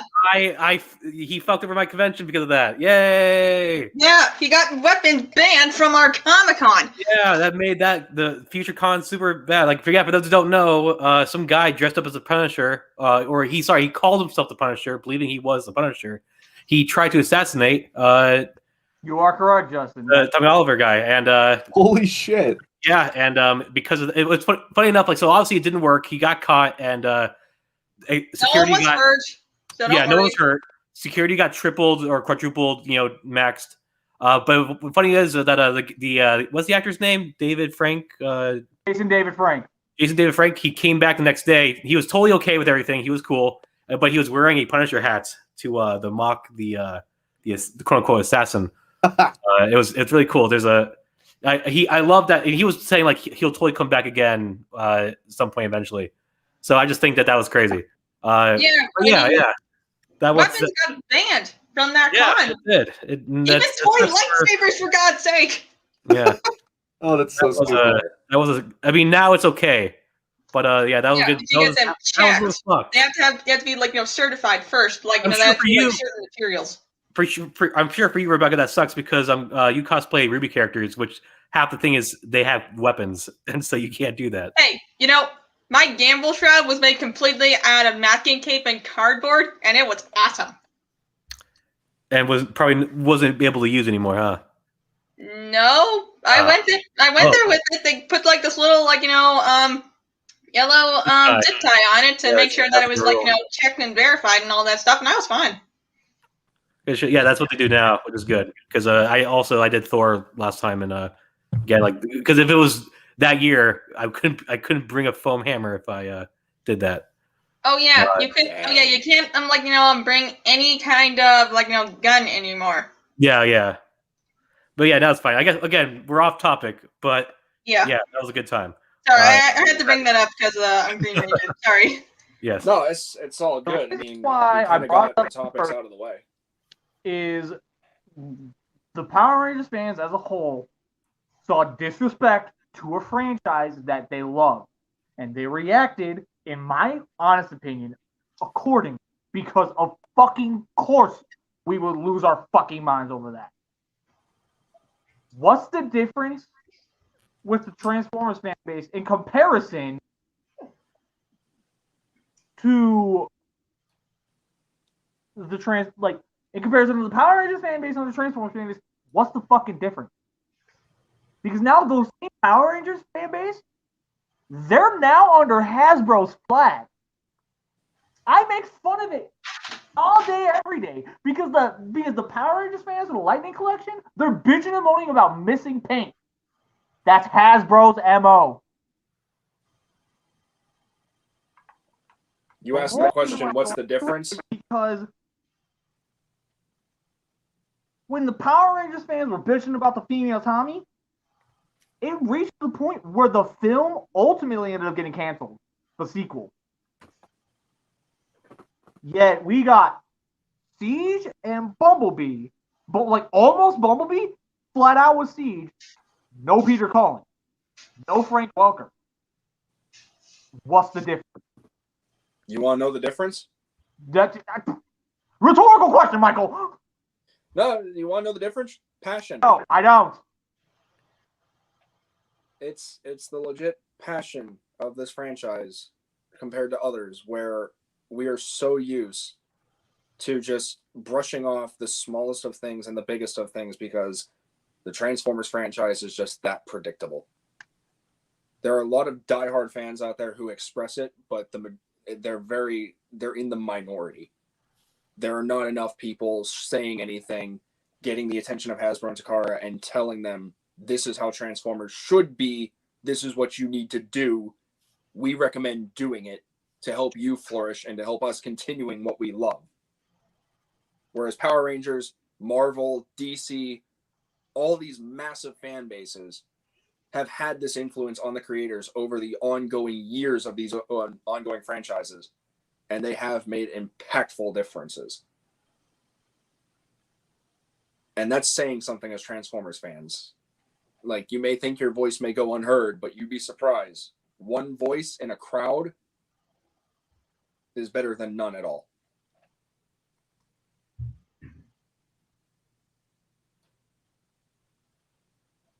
Because I definitely agree with how wrong that Peter Cullen, Frank Welker, all these legacy voice actors. I'm pretty sure Neil Kaplan at one point, R.I.D. Optimus Prime from 2001, said he wanted to be Optimus. He even based his voice off of Peter Cullen back in the day. Everyone did, because that's what they imagined as Optimus to sound like. But even then, they took that voice, they twisted it, they manipulated it a little bit, they literally transformed it into what they thought would fit for their Optimus incarnation, and they made it their own. Frank Welker David K, everyone, like, they can get these people back, but they don't. It's just sad because they also want to do the job. Like they all Exactly. openly say they want to do it, and that's what's I guess that would mean worse. also like they're losing a job because of that. Like they Yeah. can't want to, and they can't now. They can't work now. Because how often do you hear these voices in modern media anymore? Like, I was surprised, going off topic a little bit myself, with TMNT, Rise of the TMNT. Rebecca and I were watching it one day. We both heard the voices of Peter Cullen, Frank Welker, and voice director Susan Blue, who I also just found out was voice director in Transformers Prime and Magic School Bus. Yeah, I mean, they only appeared twice, but who cares? They were still there. And it's like, these are voices that we are never going to hear in the future unless you just rewatch stuff, but it won't have that same impact. Because the Transformers franchise at this point is just trying to revitalize old properties over and over again. And I've told this to 01 Trans Fan. I've told this into everyone in the TFIA group chat. I've told this on my Instagram. The Transformers franchise needs to experiment again, while also very much respecting the legacy voice actors that we've known and loved through the years. I would love to hear David K. and Gary Chalk come back. I would love to see Michael Dobson, my Starscream, come back in a modern day and voice Starscream or even another character. Just give them something. They're still out there. They want to do their job. They want to continue in this franchise that we've all grown to love and hate. I mean, not everyone loves it. I'm just going to say it like it is. It needs to happen. It seriously needs to happen. Because if it doesn't, we're going to be treated the same mediocre bullcrap that we get from Jake Fushi. Again, does a good, decent Optimus. I couldn't even say good with a straight face. But it's going to go downhill. And that's going to be really unfortunate if that's just how Transformers media is going to be treated nowadays. It's like, okay, we need a Transformers show. Get this voice because we think he'll sound good. Get this voice because we think she'll sound good. Get this voice because we think they'll sound good. Like, it's just impressions of pre-existing voices. Get the originals. What's the problem? And again, like that problem, passion. Not enough voices. On the topic of experimentation, the thing is too is that everyone is trying to be Peter Cullen, and Gary Chalk doesn't try to be Peter Cullen, but he's every bit as Optimus Prime as Peter Cullen is, at least in my opinion. I mean, to me, Gary Chalk is my Optimus. I grew up with Armada and the Unicron trilogy. He's my Optimus, but he took a character and he reimagined the way they sound while still capturing the essence of what they stand for. And that's the issue. Everyone's trying to be Peter Cullen and sound like Peter Cullen. That's not what you need to do. If we could get a voice actor that could take a spin on it like Gary Chalk did for Prime and find a way to capture that the heroism, just the essence of Optimus Prime's character without trying to be Peter Cullen, that would be amazing. That's why I give the new Megatron voice actor credit, is because to me he's capturing that essence of the character. He sounds like Megatron, and he's not trying to be Frank Welker. He's being his own Megatron. The voice actor for Prime drives me nuts. It's because he's trying to be Peter Cullen. He's not trying to be his own Optimus. It's not only that, but he's also doing it because he did. He tries to be Batman in that. Yeah. Wait, what? I don't want to interrupt, but I'm gonna hop off. Have a good night, everybody. You have a good night too, man. All right. Night. Take care, Customs. Actually, I'm also going to have to hop out of here too. 3 hours is a little bit. That's my limit here. We'll end shortly, but if you have to hop off now, I understand. Yes, sir. Thank you guys so much for the stream. Yeah, man, Good night. luck, Cyborg. That was fun. Goodbye. Yeah, Yeah. later. Bye. Bye. Ooh, All right. Now, sorry. what did you say, BC? Hmm? What did you say about Batman? who's the new who's Optimus bitch again? Siege Optimus. Oh, Siege Prime. I don't remember his voice actor. I don't remember Jake his name. Fushi. Yeah, Jake Fushi. Why the fuck is he being Batman in Earthrise? I knew I wasn't the only one who heard it. Yeah, no, yeah, I see what you mean by When that. he first shows up in Siege, I was kind of okay with the voice. I was like, I kind of hear it, but I do see a little bit of his own flair. I can kind of get behind this. But the more I watched, the more he went from Optimus Prime to Batman. Yeah. Which I'm sorry, but if you're going to go from disrespect, let me finish. If you're going to go from disrespecting Peter Cullen to disrespecting Kevin Conroy in the same fucking breath, I've got an issue with that. I think you're not the only one. Yeah, There were no, he times where I did. just heard him yell, and all I heard was Batman, especially in the end of Siege. He's like, "I won't let you enslave it." Like, shut up. Just What? he can't. He needs so to try dumb. a new Even voice. Megatron was sitting there like, what? Exactly. He needs to they need to. No disrespect to Jake Fushi, but he is disrespecting Optimus or Peter Cullen and Optimus. So in a way, yeah, kind of some shade. They need to recast him. Yeah, they Keep him in Cyberverse, but that's it.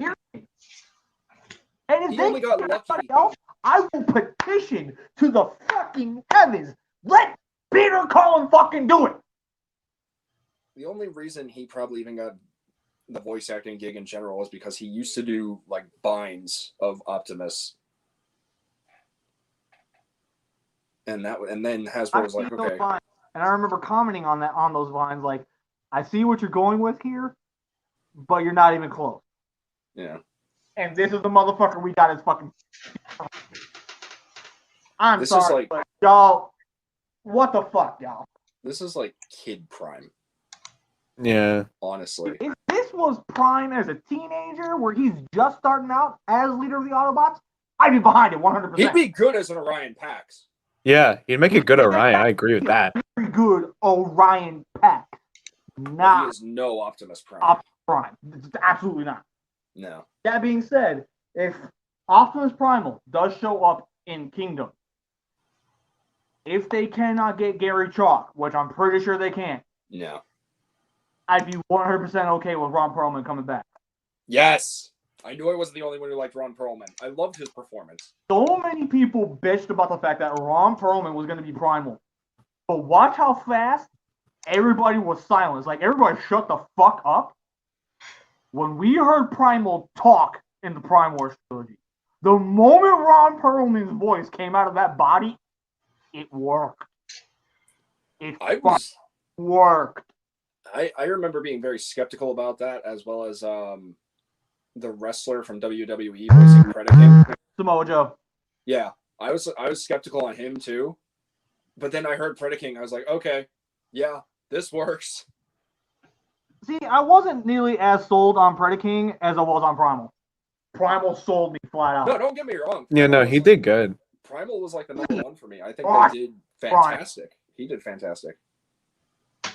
That felt like a new Primal. It didn't just feel like a Gary Chalk ripoff or something. It felt like a genuine Optimus Primal.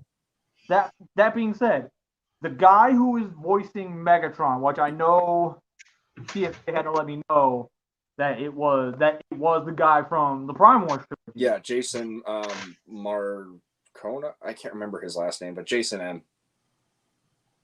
I'm gonna say this. I loved him in the Prime Wars trilogy. Oh, he stole the show. Yes. Stole the fucking show. Like, he was amazing in the Prime Wars trilogy. Siege and Earthrise.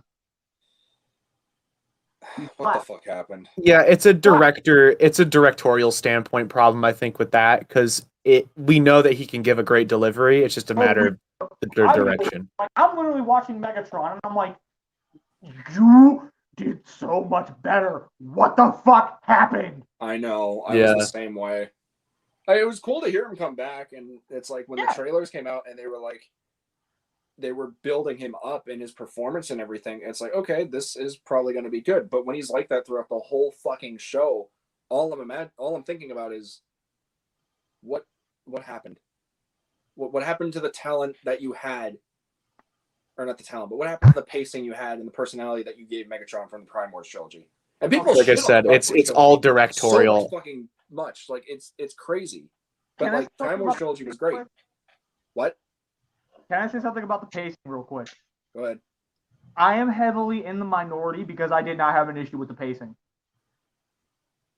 It bugged me a little bit. I wasn't pissed, but it was like, okay, a little slow. No issues with it. I mean, for like the voices, just the pacing of the voices in general. Yeah, how everybody was talking about how everybody was talking so super slow and shit like that. Like honestly, I feel like everybody was hyper complaining about that because when I was watching it, I was able to follow everything just fine.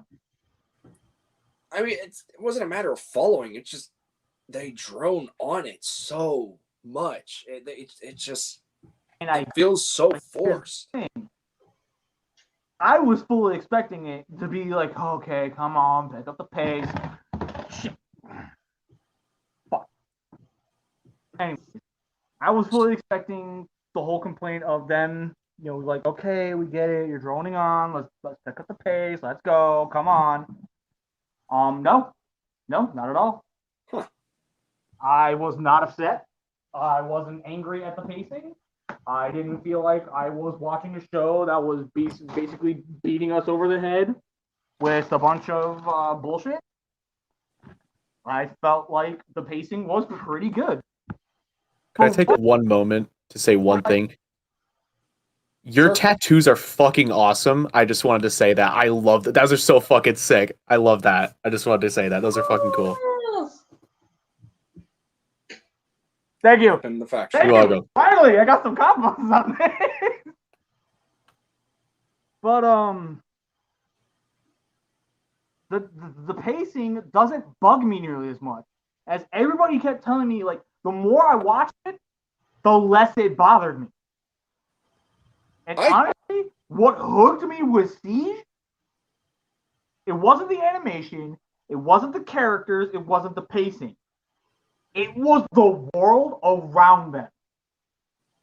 That is what hooked me.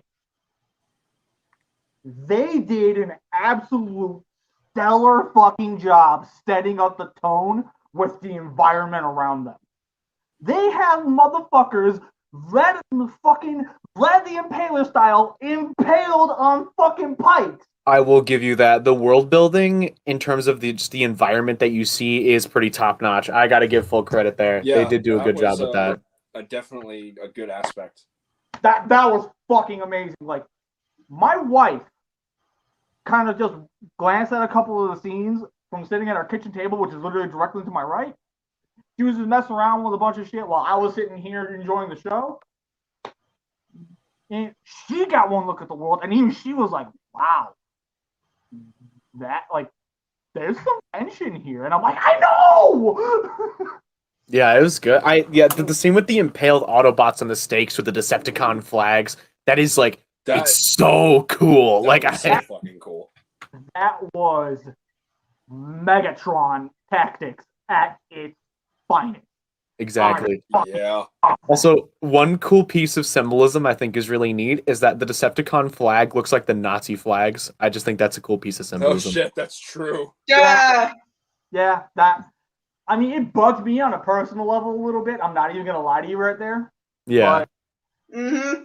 For what they were going for, to give the idea of, look, these guys are the bad guys. Like, that's how you. It invokes emotion. That's like golf clap. Brilliant. Honestly, yeah. Absolutely brilliant. They did a fantastic job establishing the threat of the Decepticons. Despite how much I was bitching about Prime and Megatron, here's where things are going to get really great as far as how I feel about the other characters. Bumblebee. Fucking fantastic. I loved it.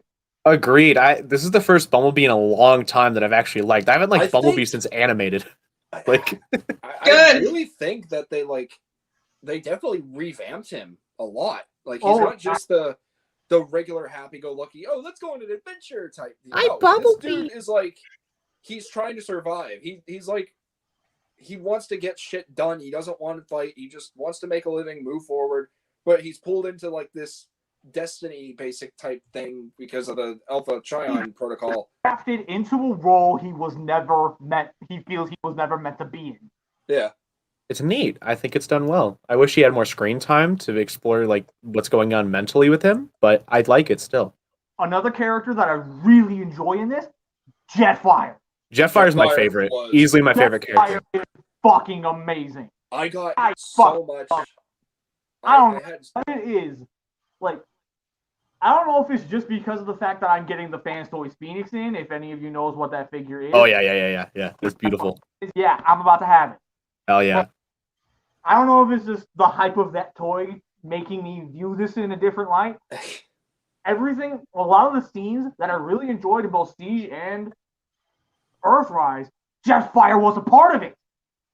Like, Jetfire was another reason why I gravitated towards it. See, they handled Jetfire very well, and they kind of gave him like an IDW drift treatment, but I love it. See, what really sells me on Jetfire is this, right? See, he's written well. He's written incredibly well into the story. I like his arc, but also his voice actor, like I said, I have a soft spot for. His voice actor has a good delivery. All of his lines I absolutely love. Like, despite the fact that I have a personal connection to his voice actor because of Gundam, his voice actor delivers it well. He delivers it believably. The action scenes with Jetfire are awesome. Like, what Gundam series? He voices Char in Gundam The Origin, and he voices Full Frontal, who's Char's clone in Gundam Unicorn. I fucking know I recognize that voice. Yeah. Yes! Yes! I love seeing you get so enthusiastic, Josh. Yeah, no, that's why I heard that voice. I was like, oh my god, it's Char. Dude, my boy Full Frontal was in Siege. Yes. Yeah, I lost it when I heard him. I was like, oh my god. I definitely will say Jetfire was one of the stronger elements in Earthrise and Siege. I think definitely the voice actor like, gave I really liked about Jetfire, one of the best even performances. though he was a Decepticon, he lived by a code of honor. Exactly. That was something that set him apart from everybody else, where it made you go, nah, man, I think you picked the wrong side here, my brother. And as the story goes on, we slowly start to see him open his eyes and realize, I'm on the wrong side. Yeah, he had a very believable change. Again, IDW drift, just as Jetfire. Yeah. Literally. Interesting. And it worked. It worked rather well. I thought was done extremely well. And I'm pretty sure a lot of you guys might not agree with me as hard, but I'm going to say it anyway because I really enjoyed him because it gives me the good old feels. Starscream. Yeah.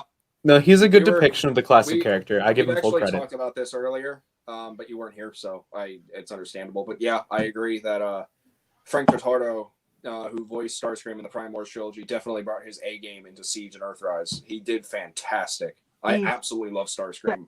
Unlike the Megatron, who did fantastic in the Prime Wars trilogy, what sucked here, when this dude came, like, I felt like he was kind of in the Prime Wars trilogy. I didn't like him in Prime Wars. Here, he was like, all right, let's go.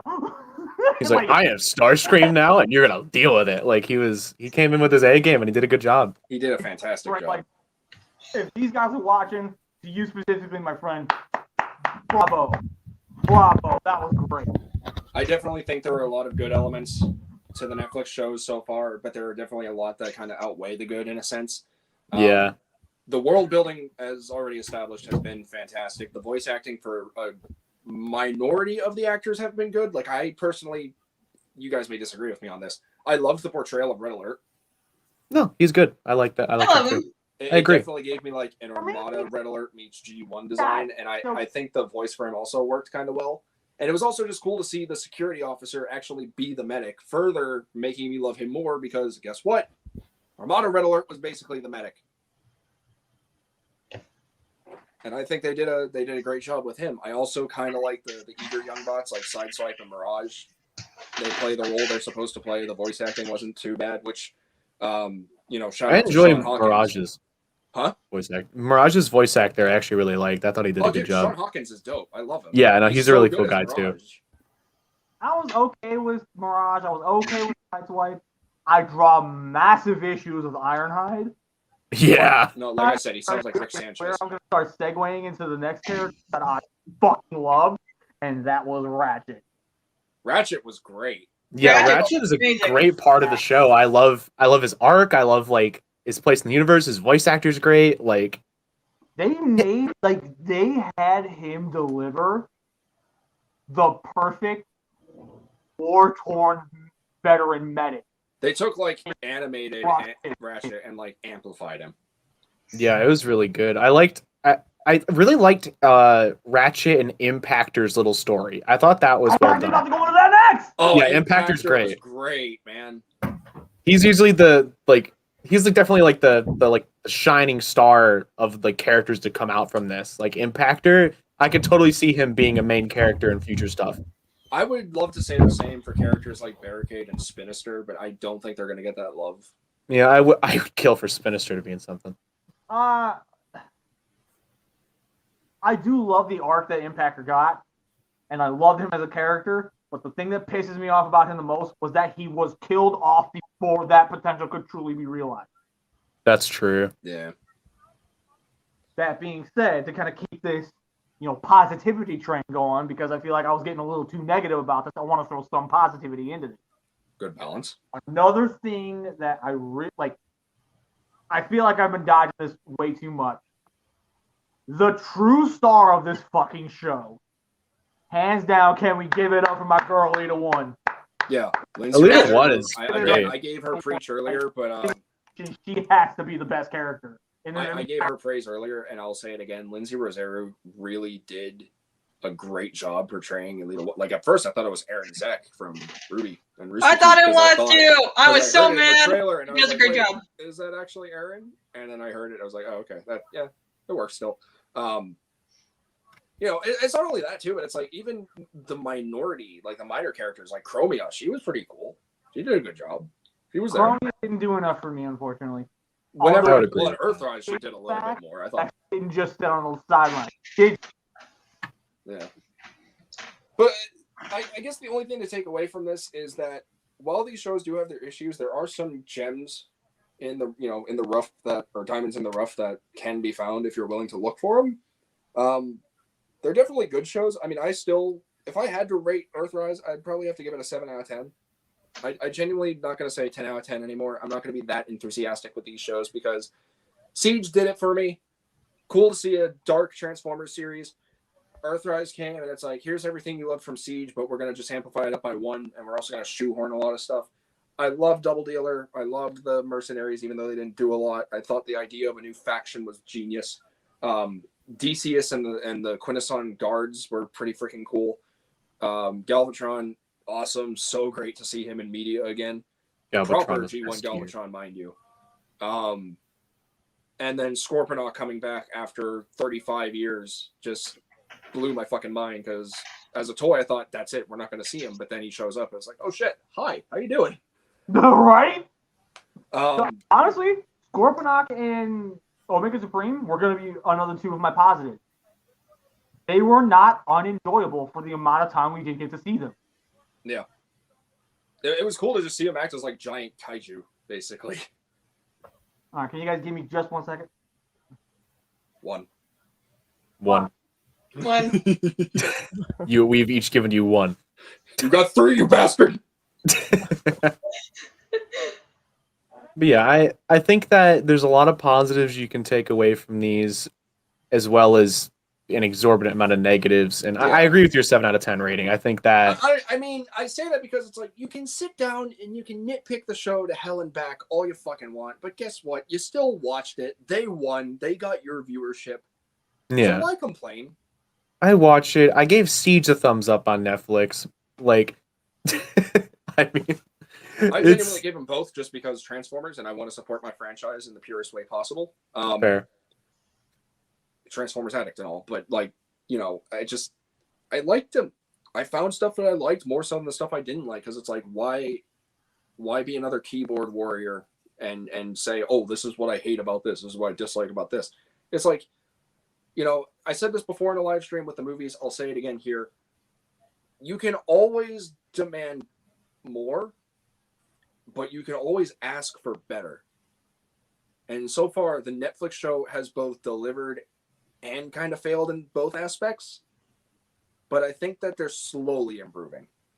I think with a large majority of what was looked at, improved a bit. And I think a lot of stuff that was overlooked at still kind of suffered, but there's just a little bit of improvement. You know, it's kind of like just seeing the forest through the trees. You just got to do it. So I personally think that, you know, they're doing what they can. I still really do wish we get some legacy voice actors. If we don't, that's a real damn shame, and that's a major crime to them. And people can argue in the comments with me all they want. Oh, they're union. Oh, they require money. Bullshit. They want to do it. Let them fucking do it. They made the characters. Let them do it until the day they die. If I may, there is a meme that I saw a while back, like, you know, no fear, and then in the middle, David Cage not voicing a Megatron in Kingdom, one fear. Is that the Skyrim meme? I don't know. It's the guy wearing a t-shirt. Oh, no, you said one fear, so I thought, like, fear was a Skyrim thing. I could have sworn that was a thing. I guess in the end, despite its flaws, it still gets a thumbs up from me. Correction, it gets the Nemesis thumbs up from you. Exactly. Yeah. Give him a thumbs up. Give him a thumbs up. It'd be a funny thumbnail. There's already a thumbnail. This is a better one. Oh, Cyborg made that one. Don't you dare insult my boy.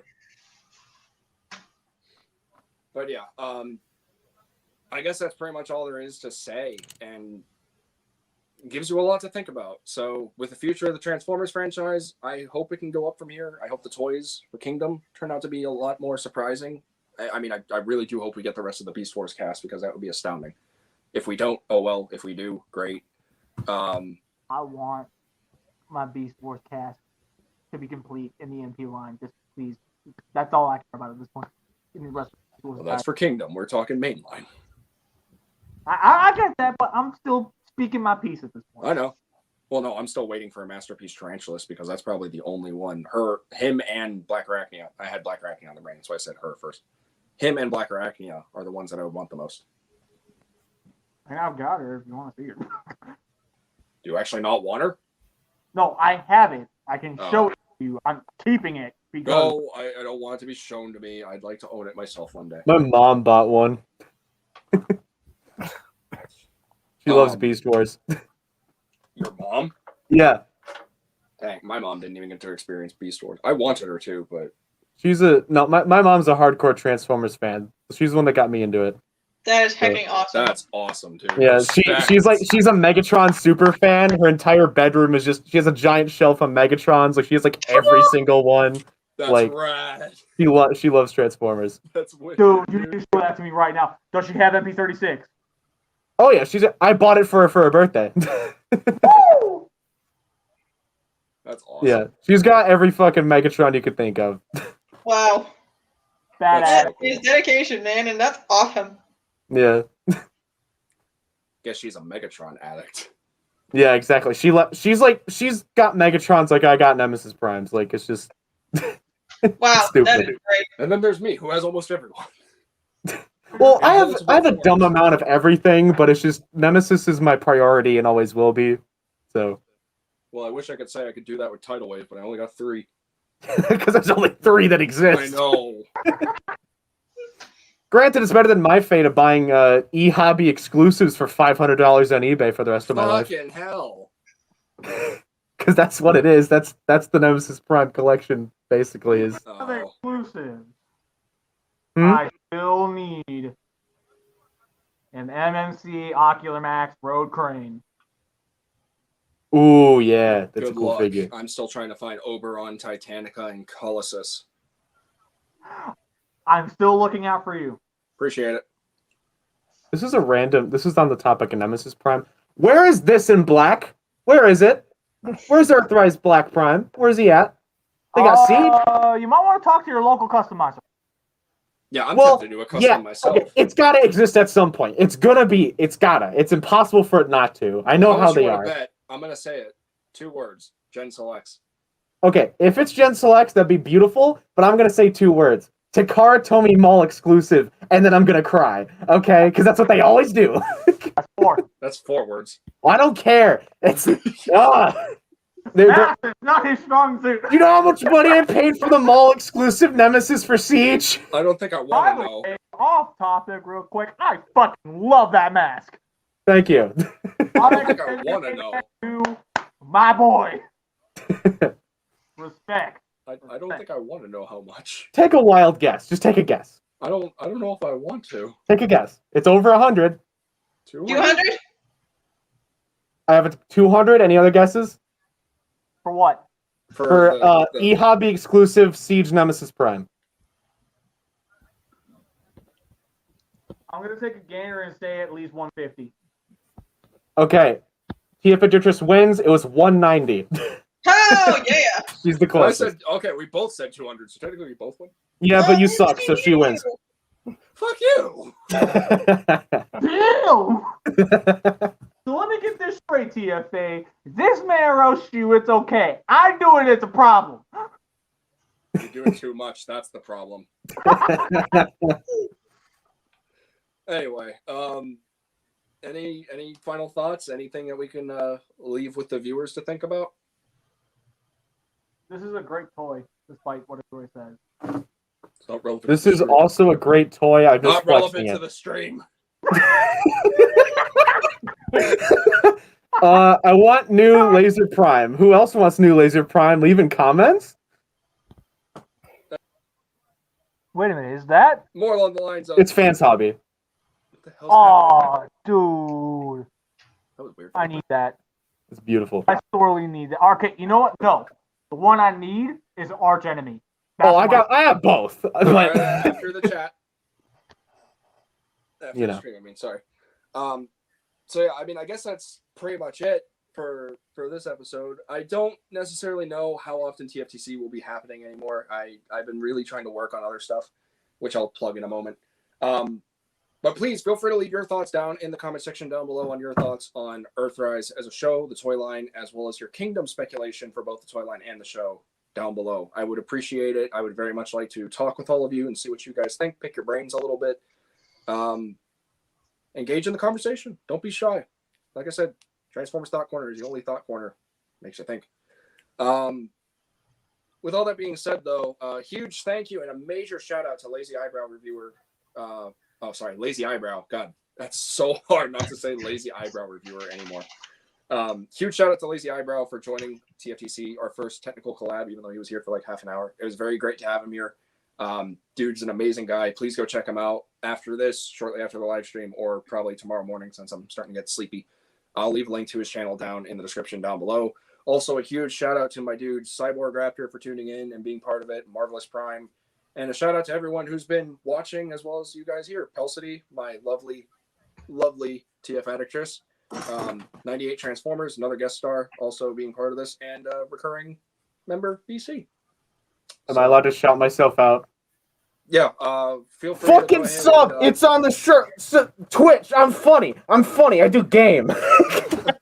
feel free to plug yourselves, promote your stuff, whatever it is you wish to do. Whoever wants to go first, go ahead. Peep the YouTube. It's also Pelsity. And the Instagram. Pelsity with 2 Y's. That's where you find my Transformers stuff. Otherwise, it's just me doing dumb bullshit. Yeah. Mr. Honest. Everyone else has a camera on. I'll turn mine on too. So, Rebecca, let's go ahead and start plugging you. You got an Instagram. Yep. I mean, just look up, my, sorry, it's late. I am brain dead. Username. It's fine. All right. So just plug in, on this username. I can't coordinate my hand at all. And then add 4891. People who understand what the heck that is. Awesome. But yeah, this was a lot of fun for my first time. And I hope I'm not disturbing my, dorm mates, although they're noisy anyway. Honestly, Honestly, teenage boys, freshmen. Oh God. Go tell them I said that. They're actually pretty nice. So, yeah, this was fun. Would you want to join again in the future? Yes. I'll keep that in mind. Kelsey, you already plugged yourself, but do you have anything Let else? me back in next time. I will. If the next episode of this Japanese one, yes, in general, I would love to have you back as recurring. So, 98, you haven't talked much. I almost said haven't transformed that much. I mean, that wasn't appropriate, but... You want to go ahead and shout yourself out, plug yourself? Alright, my Instagram is 98 Transformers, and my YouTube channel is Soundwave Studios 56. Nice. Anything to expect on the channel in the next few weeks or so? No. All right. No. I will need a link to your channel and such so I can put it in the description. So after probably tomorrow, honestly, I'm tired. Do you want mine? Yeah, I would like everyone's. Rebecca, I'll get yours unless you can also. Well, I mean, I don't post nothing. I just it's more like I'm active on IG. Well, I mean, if you want to gain a following, some of the TF addicts here would probably. All right, if you want to. It's up to you, sweetheart. We can talk about it after. Yeah. BC, my dude. Oh, is it my turn to plug? Okay, so this has been BC. I've got several tour reviews coming. I've got an interview with Bobby Skullface coming. I've got the return of basically BC Talks coming back very soon. My next review, for those of you who are wondering, it will be Fans Toy Sovereign. And I have more more content with this little guy coming. Aww. You're gonna do content with Bean? Yes. His I name love is his name. Bean. Yes, his name is Bean because apparently he's a little bean boy. Yay. Wait, do you guys want to see my beast? Sure. Sure. Anyways, with all that said, this is BC saying stay there to get geek on. I'll talk to you guys next time. Don't remember this being your channel. I mean to say that for a long time. This is my beast. He's very cute. Ah, he's beautiful. He's so cute. Man, I wish I was home. I wish I could show you my cats. I wish I could get Little Man and Gypsy, but they won't stay in here. He's a tired boy. Oh yeah, by the way, live update, really. We got another cat. If you follow me on Instagram, you'll know. But yeah, we got another cat, Gypsy. Yeah, Gypsy. She's so cute. Gorgeous Right, girl. I guess She's that's a everyone. brat. So on to the longest person because, God, I talk too much. We got a lot on the way for the channel for this year, 2021, starting off new, starting off fresh. Forget about last year. What even was last year? We're going to be doing the top 20 of 2020 coming out very soon. I know I've been talking about it since December. I just haven't been able to. I'm still struggling with the loss of my mother. It takes a toll on you guys. I'm not gonna lie. I've been hard. Wait, what? What'd you I say? made a joke. I'll tell you later. Okay. I have that on the way. We also got more stop motion projects on the way this year. We got Trees in a Tarn Story, which will be coming out this year. That's for damn sure. We also have Divided Mind, which is going to be updated or uploaded a teaser trailer at some point later on. Probably even tomorrow. I don't know. We also have Call of the Titans, which is exactly as it sounds, which is where Miss TF Actress is going to be voice acting in it for the first time. Cool. Ooh. I look forward to hearing you. That'll be very sweet. I will also be posting a teaser of that soon, so keep your optics sharp for that as well. We got more toy reviews. I don't think they're going to be as prominent, but they are still going to be out there. I also have gotten into customizing, so I will be doing what I did on Instagram as well, and I will be sharing the video of the progress of my first ever Transformers Prime Smokescreen 2.0 custom. Woo! So keep your optics sharp for that as well. About that a little more. But What?